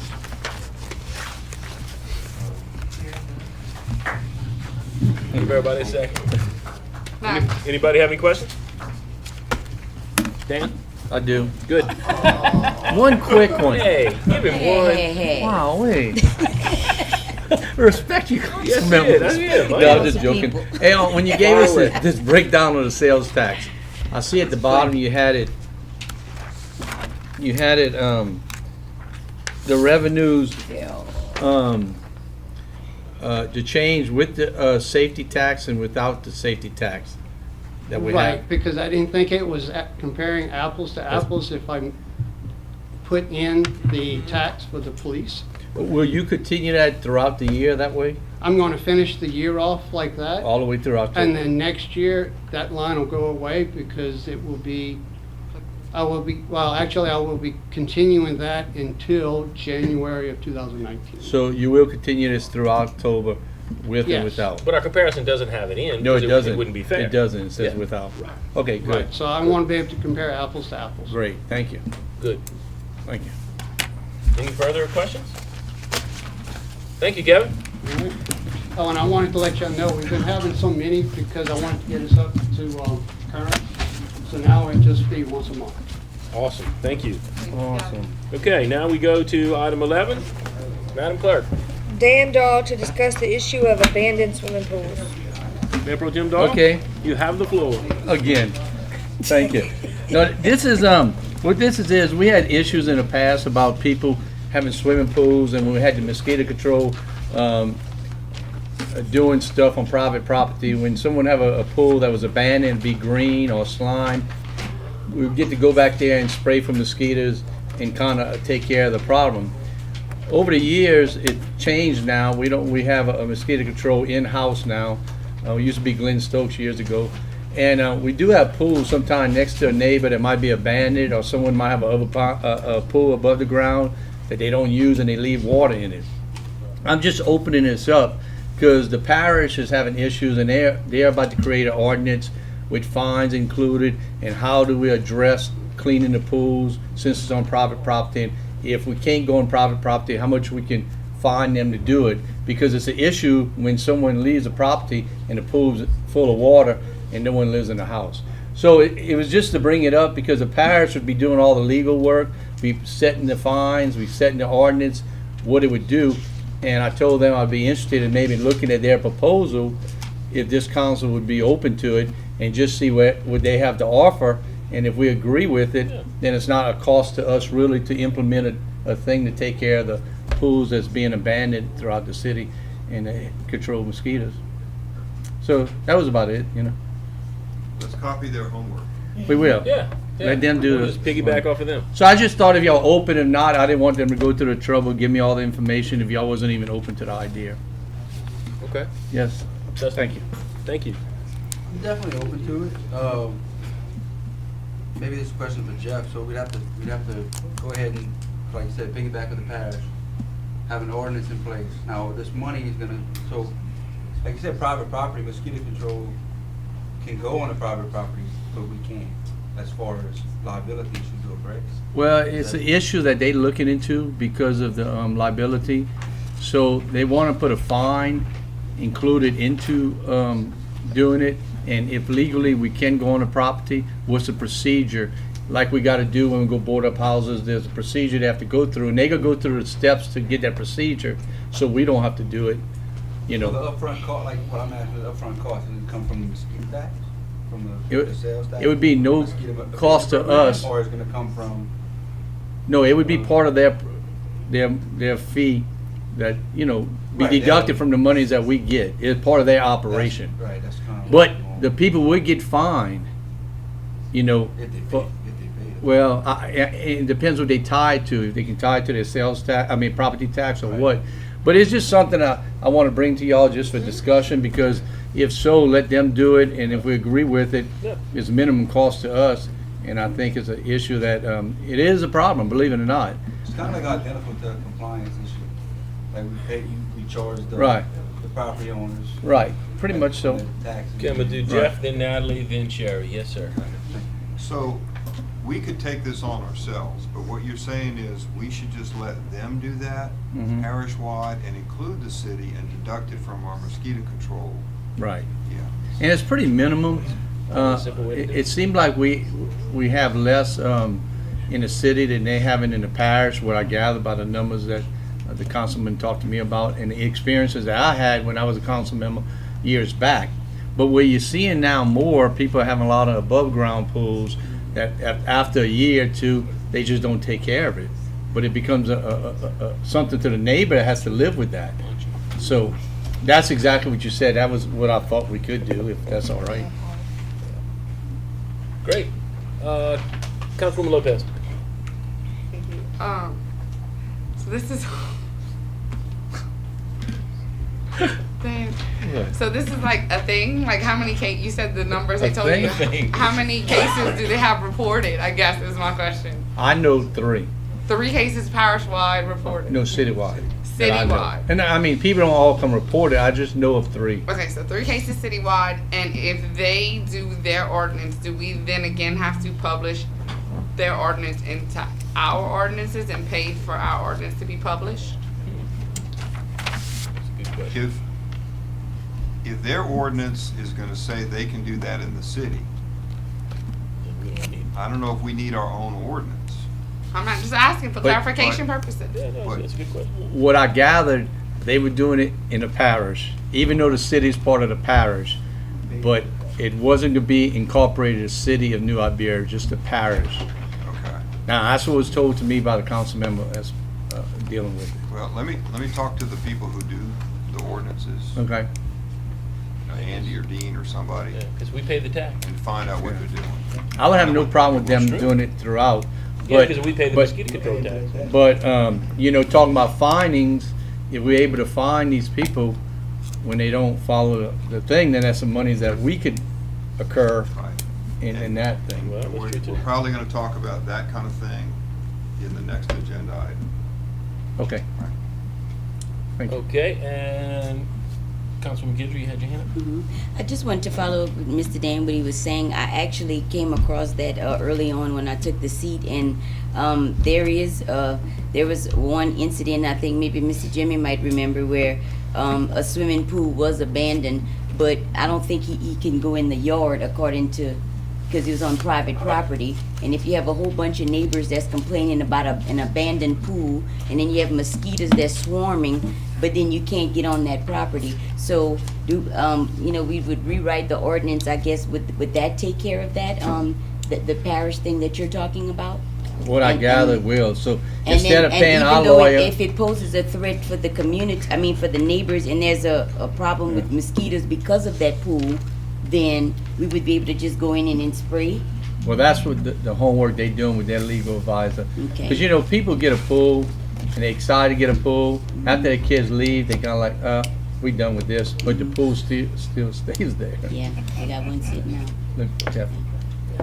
Yes, Jeff? And you also have, if you've got an in-ground pool or something that's not adequately fenced, there's a whole lot bigger risk to kids drowning in the pool. Right. Mosquitoes aren't your only problem, so, to me, that's the one I'd worry about. Well, that's insurance. I mean, when you have a homeowner's insurance, that's a big thing about making sure your pool's fenced But in your in. house is You know. Anyway, thank you though. I appreciate it. Okay. Good discussion. Madam Clerk, 11B. Sherry Guidry to give an update on the progress of the nuisance ordinance committee. Councilwoman Guidry. Okay, the nuisance law committee was held on Tuesday, April the 10th, 2018 at City Hall. The meeting was called to order at 10:30. Present in the meeting was Mayor Freddie DeCourt, Chairperson myself, Councilwoman Guidry, Councilman David Broussard, our city attorney Jeff Simon, and Compliance and Inspection Officer, Mr. Jimmy Landry, Compliance Department, Ms. Liz Abear, City Clerk, Ms. Maxine Gosselin, and Citizen of District 5, Ms. Marva Spencer.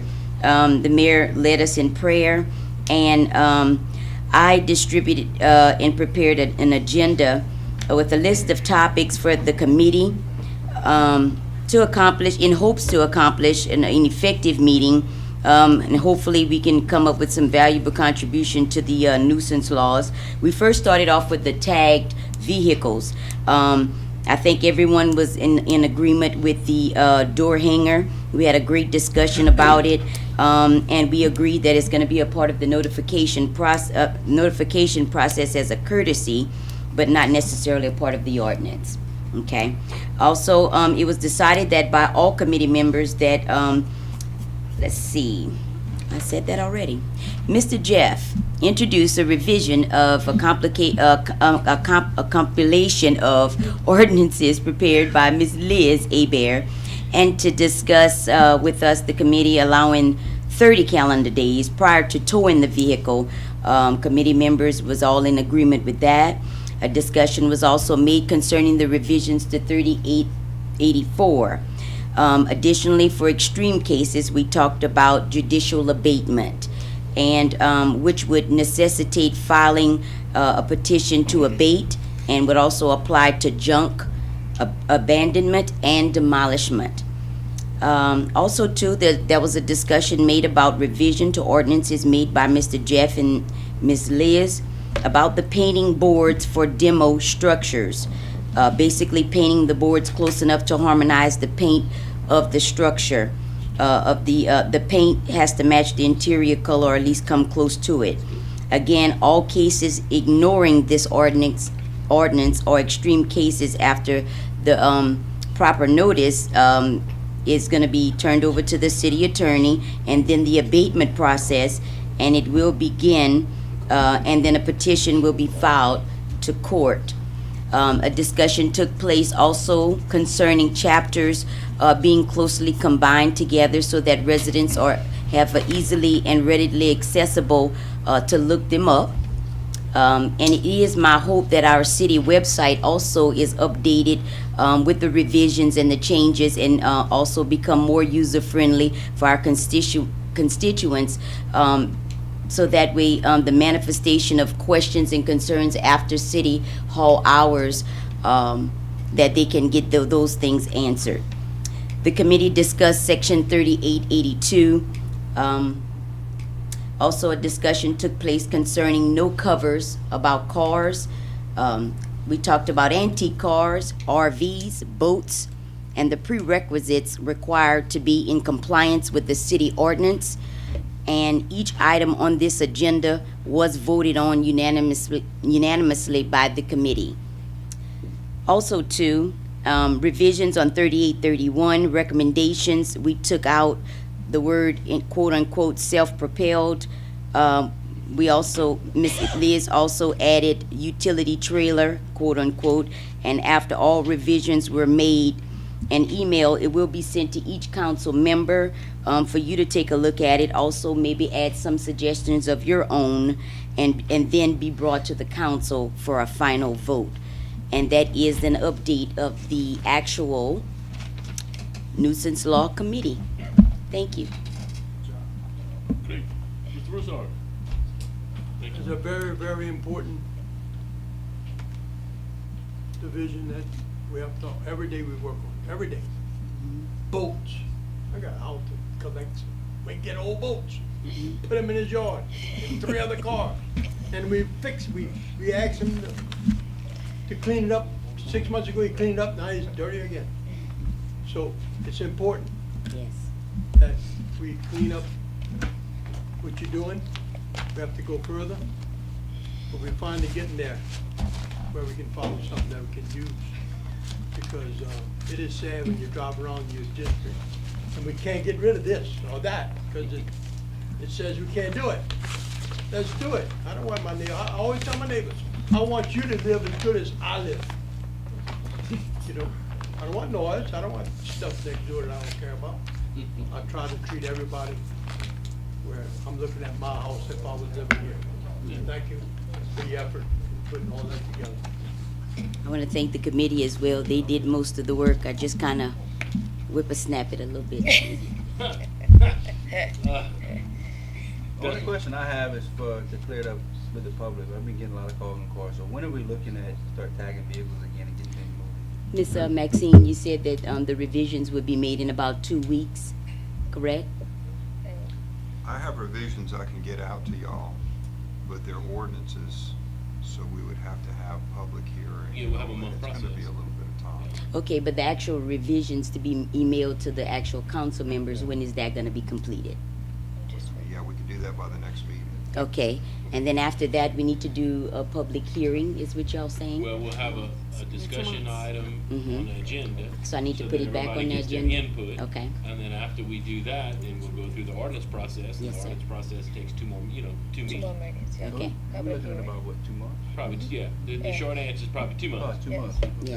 Okay. So All right, 2 just months. Making that clear with the public. I mean, been getting a lot of phone calls about tagging vehicles. As much as I want to tag them and keep Jimmy busy. So let me ask you something. So we've placed a cease on tagging vehicles is what I've been told, because Yeah, you know. till we do this revision, we have Okay. been Okay. advised to stop. So. Well, that's kind of why I hit the whippersnapper on the meeting. I didn't mean to be short and to the point, but I got to do what I have to do to get things done, and I appreciate the committee. I wasn't beating them up. We just got to get some things done so we can move our city forward. But I'm so appreciative from everyone's help. Question. Yes, ma'am. Was that committee gonna use the same process as the ordinance committee? Well, we'll let you know why you have a question about the actual committee, Ms. Deidre. No. You mean your process of sending it to, we are basically mirroring that of sending it to Well, the yeah. council. Yeah. They can make their remarks. And email then them. we bring it, email their remarks back in writing, and then we bring it to, Give you suggestions. I thought that was a good process that you came Yes. up with, so, yeah. And then after that, you do it on the outside, and then when it comes to the council, it's vote.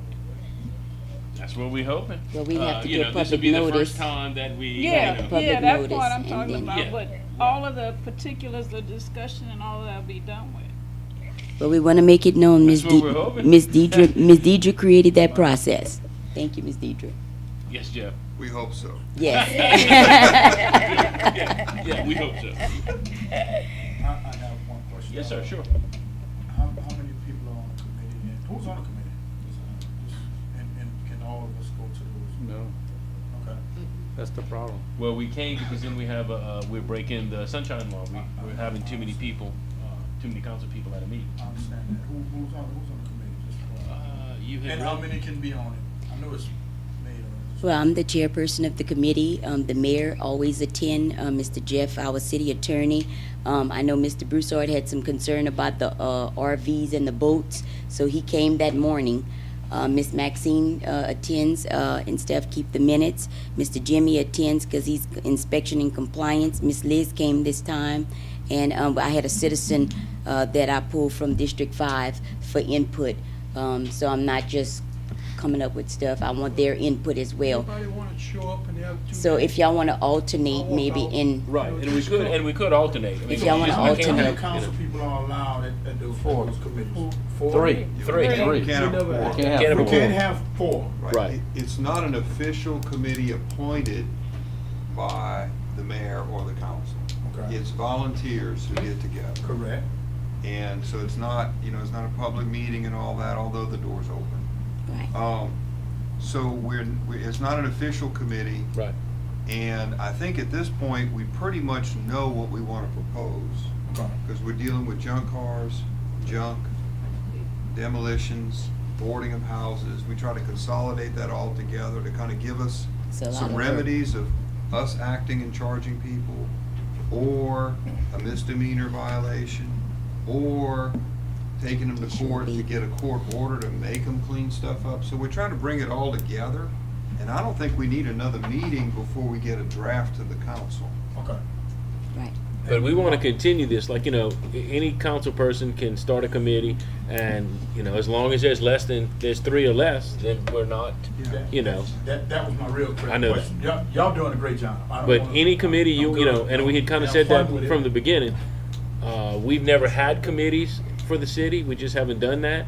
I think this is really good, so, I mean, if there's if you have an interest in something that you want to work on, bring it on, And I it should be haven't thought of good. anything, but just, Yeah. I want to be prepared when that time Yeah, comes. right. Make sure we got the right people attending and stuff like that. You can sit in the big chair. Oh, yeah, you can have my chair, you can sit at my desk, it's You all just good. can't have my chair because I'm short. I need a big chair. Right. Yeah. Also too, you brought up a good point, about, the committee and stuff like that. So, Mayor, we're not calling this an official and appointed committee by the mayor. So Right. this is not an official appointed Right. committee by the mayor. Okay, it's volunteer. Good. Yes.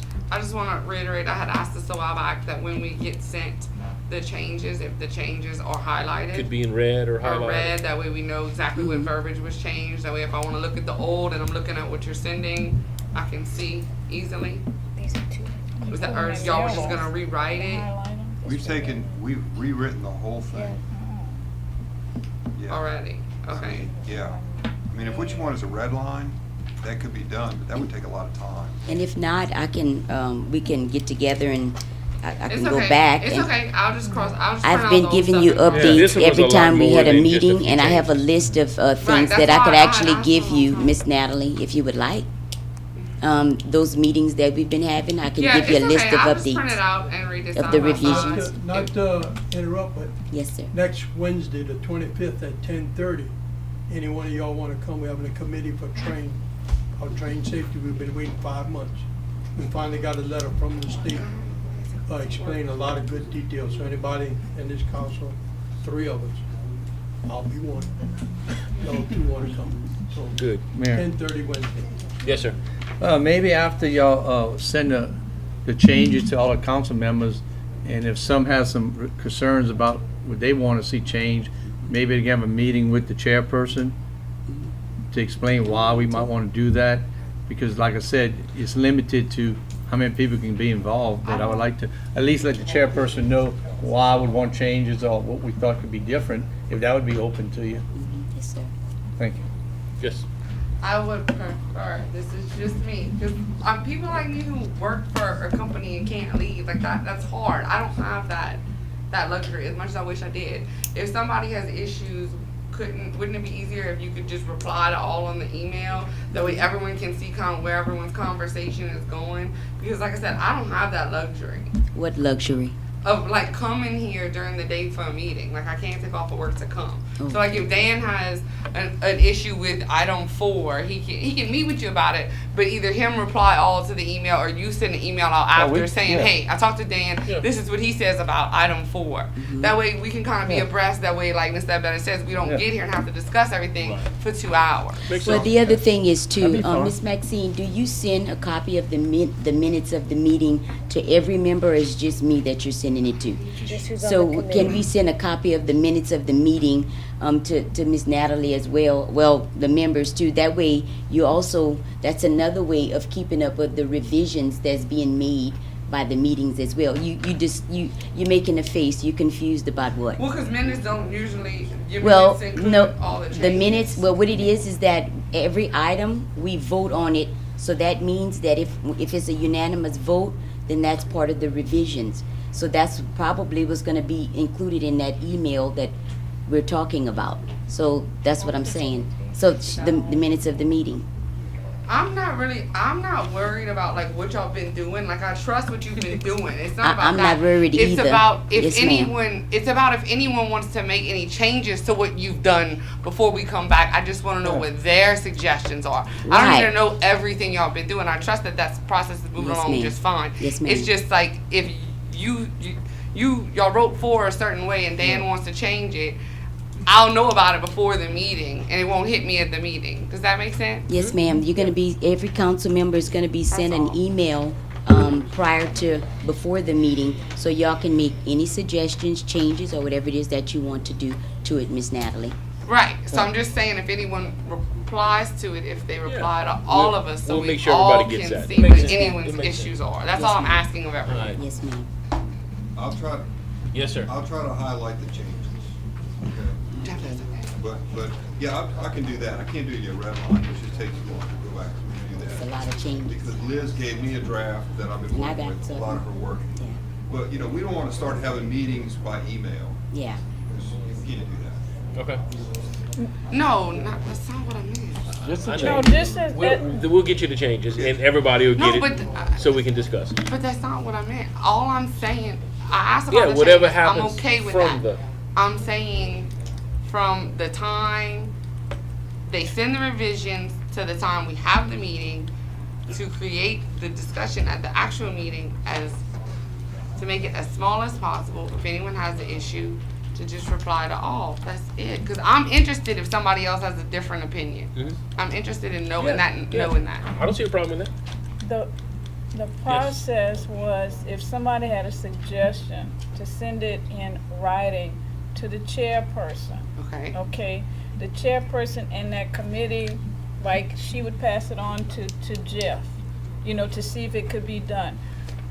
Use that person, Jeff should address the person as to why or why not that couldn't be done in advance. Okay, So see, I when didn't you know come that. to you, when you come to the meeting and you don't have all of that, Okay. because you've already worked that out. But we didn't get anything yet Right. from I any was- committee meeting. No. Right. I didn't know that was a procedure Right. yet. We haven't. Yeah. Well, we Did I haven't. miss We it? don't have a product yet to send you, but no, that was always Deidre came up with that process. We liked it. Sherry said, "I like it. We're gonna do it." It I'm just fine hasn't with been it, but I implemented didn't know yet. it existed Yeah. until Well, she just said it to me, which is I'm fine with. No, one day I read them. One meeting, I don't know, you might have not been here when I don't know. I've only missed one. Yeah. But Okay. Well, we were gonna send out the process to everybody. Remember, I sent it to Maxine, I sent it to Sandra, I think it, and she was gonna send them out to everybody. Okay. They went out, They did go out? I'm pretty sure. no, yes, Yeah, I think we did think send an so. email, but we can do it again. an email. I think so. Yeah. Miss Maxine, We can do it again. you send it out? The email? Okay. Kind of like a little process of what we were just but we didn't discussing. get an email. No, we're not. It's not produced yet. Okay, We're I'm still just- working on it. Yeah, yeah, it's coming now. You didn't miss anything. I didn't know. I went to sleep one night early. Maybe I missed it. No, he you was didn't miss saying- a thing. She was saying that she You didn't sent miss a the thing. process out. She didn't send any revisions. Right. And you sent the process out. Yeah. I'm gonna have to double Yeah, check. we'll do- either we'll Because check. what's the Sandra or subject I line? did. Because I never got it. We'll double check in it. Yeah, I'll check it. Okay. Any further discussion? Well, good. Good discussion. All right. Now we move on to Councilman remarks. So I'm gonna start with Dusty. We didn't talk about All right, I just got one thing to say, since we've been talking positive all night. I did get a phone call yesterday that was pretty cool. I don't get the positive phone calls much at all, it's always negative. But yesterday was a good one. It was actually a compliment to us as a council, to the department heads. It was actually someone that was anti PD coming in and the tax and so forth, and they actually said they're glad they made the decision to go forward and go to the voting machine that day and made the right decision and confident with the police department coming up, they're gonna do the right thing. I just wanted to pass that along to y'all. So, like I told the gentleman yesterday, it's elderly gentleman, that it's good to hear those things every now and then from people who are the negative, that we get pretty often. So, I just wanted to relay that over to everybody here in this room tonight. Good. Thank y'all. Thank you. There's been a lot of shootings in District 5. Had the opportunity to, I just felt it was my duty to get out there and go visit some of the houses that's been shot up. One of them was a elderly person, and I'm just gonna ask those that's doing the shootings to put the guns down. it was just kind of sad to see a person that has nothing to do with what's going on and all their belongings is shot up. So took this opportunity to go see him after church and spend a little time with him. Just asking those that's doing the shootings, consider these innocent bystanders, and even if it's going through one house, it ended up going through several houses, all the way as far as 705 East Dale. But it was concentrated on one street, but then it landed way over there. So the next thing I wanted to let everyone know, District 5 has their Neighborhood Watch meeting. It's going to be held 315 Week Street, May the 17th. I do realize now that it is centered around the niche, I think it is, graduation and possibly Westgate. So just continue to watch our Facebook page, the Neighborhood Watch for District 5, if there's any updates for social media, and I'll try to get that information, or you can call City Hall as well and get an update. And I think that's all. Oh, and I just want to congratulate all those that worked on the 2018 Zydeco Cyclist. It was out of sight. I thought it was well thought out, well planned, and I wish I would have seen more youth from our city there. It was something to see, the camping and the riding of the bicycle, and all the people that came out to enjoy our culture. And is Miss Heather still here? Miss Heather, hopefully when we retire, maybe Mr. Freddie can hire us as a media production, because she did a great job with the social media and stuff like that. So I was just pleased to see all the people in the downtown area enjoying our culture in our city. Thank you. Thank you. Okay, April the 19th is Neighborhood Watch for District 4, 6 o'clock at the Slyman. Of course, everybody is welcome to attend. The plan is still to have Representative Terry Landry in attendance to speak about things that are going on in the legislature. Also, you heard at the beginning on April the 27th at Believers Family Worship Center, the all-night prayer from 10 p.m. to 2 a.m. And also on April the 28th, the Boots on the Ground, also at Believers Family Worship Center from 10 a.m. to 2 p.m. Also, at the beginning, Smile Community Action Agency staff members did mention the Crime Symposium. The Crime Symposium will be held on May the 24th, 6 o'clock p.m. at the Slyman, and that will be in conjunction with Community Action Month, as well as the Joint Neighborhood Watch. That'll be our Joint Neighborhood Watch for all the districts. And Delta Sigma Theta is also partnering with the activity and the NAACP. We're going to have several people on the panel, and I'll give you more details as time gets closer as to the panelists. But mark that on your calendar, May 24th, 6 o'clock p.m. at the Slyman, the Crime Symposium. Thank you. Thank you. Dan? Yeah, Sherry mentioned about the Zydeco bike riders. The city park looks so cool with all the tents. It reminded me of the Boy Scouts one year, I think they went in there. That was so cool. And it was really a lot of people. I mean, it was just great. It's hard to explain. New Iberia looked like a whole different place, you know. And next thing I think we need to do, I know summertime's coming. It should be here, but for some reason it's not. But is we have an ordinance about blowing grass in the streets.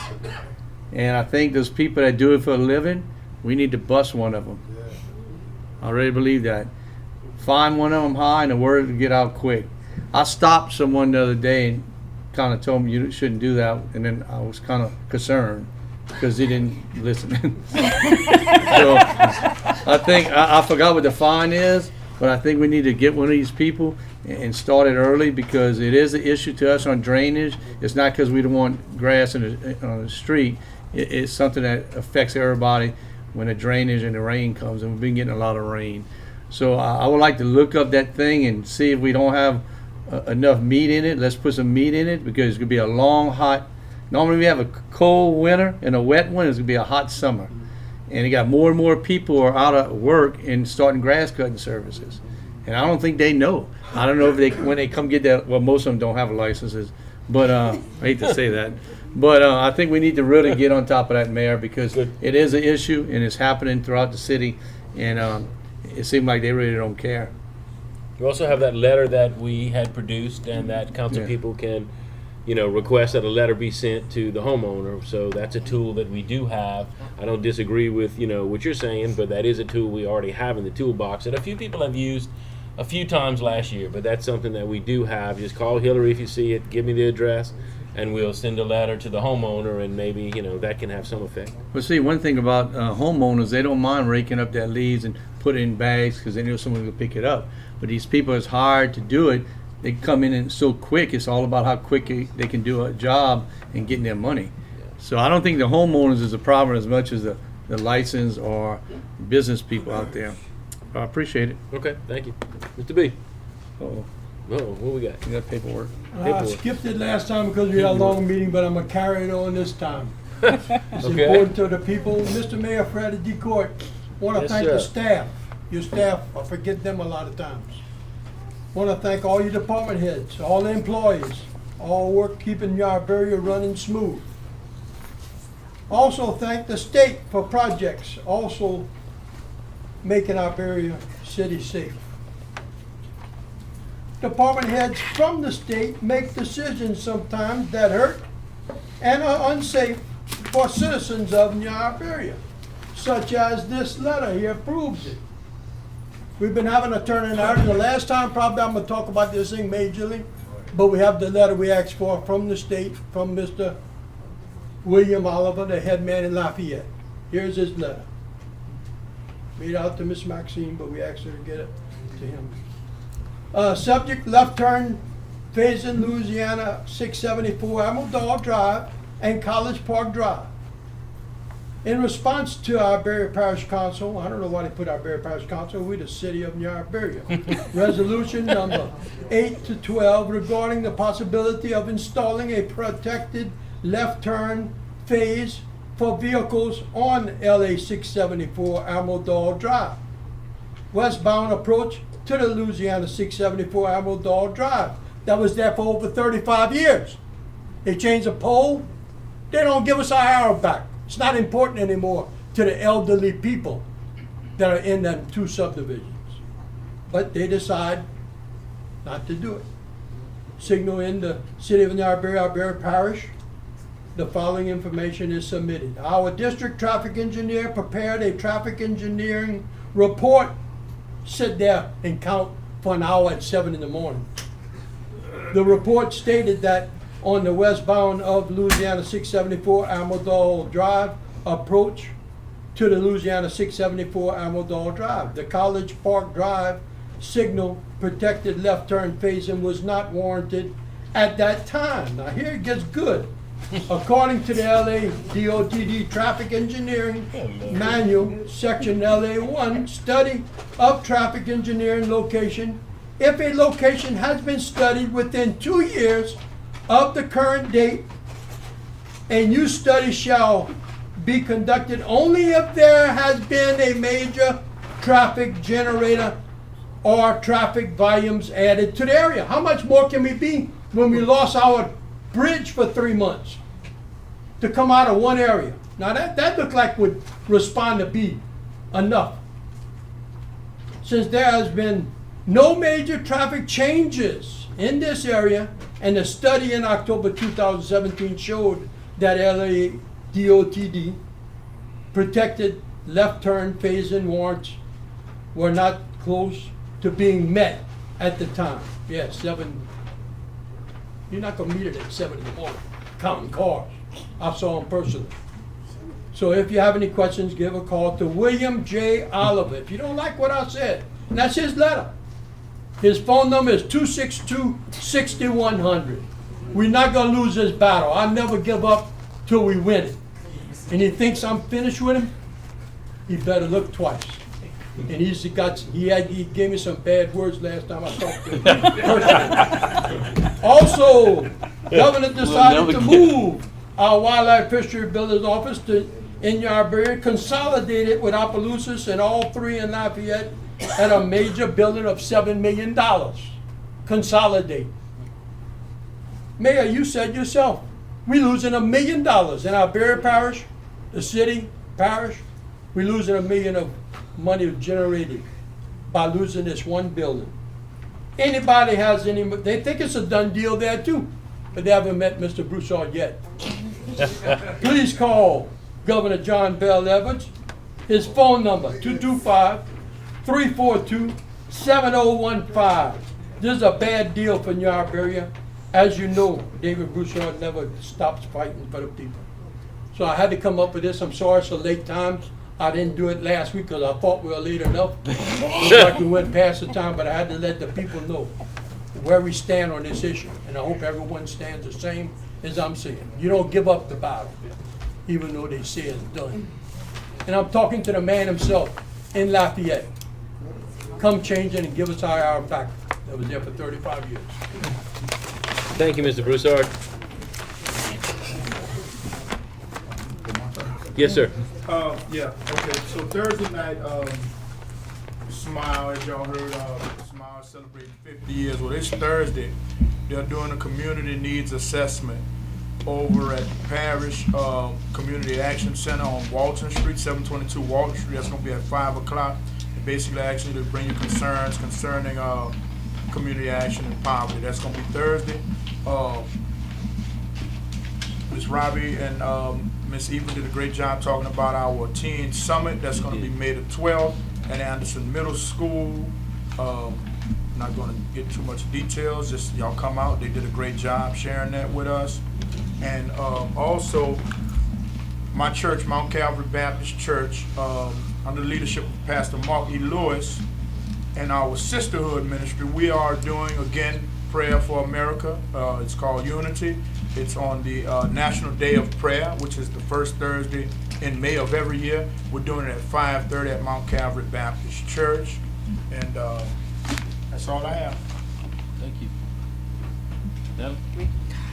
I'm gonna keep it very light, and just tell District 1 absolutely how much I love them and am dedicated. My 9-year-old son, it's his first season in kid pitch baseball, and he was chosen to be the starting pitcher, and tonight was his first game, and I missed it. So I just want y'all to know, all of my baseball moms out there, it's serious. Great. I have no remarks. I need a motion to cut and run.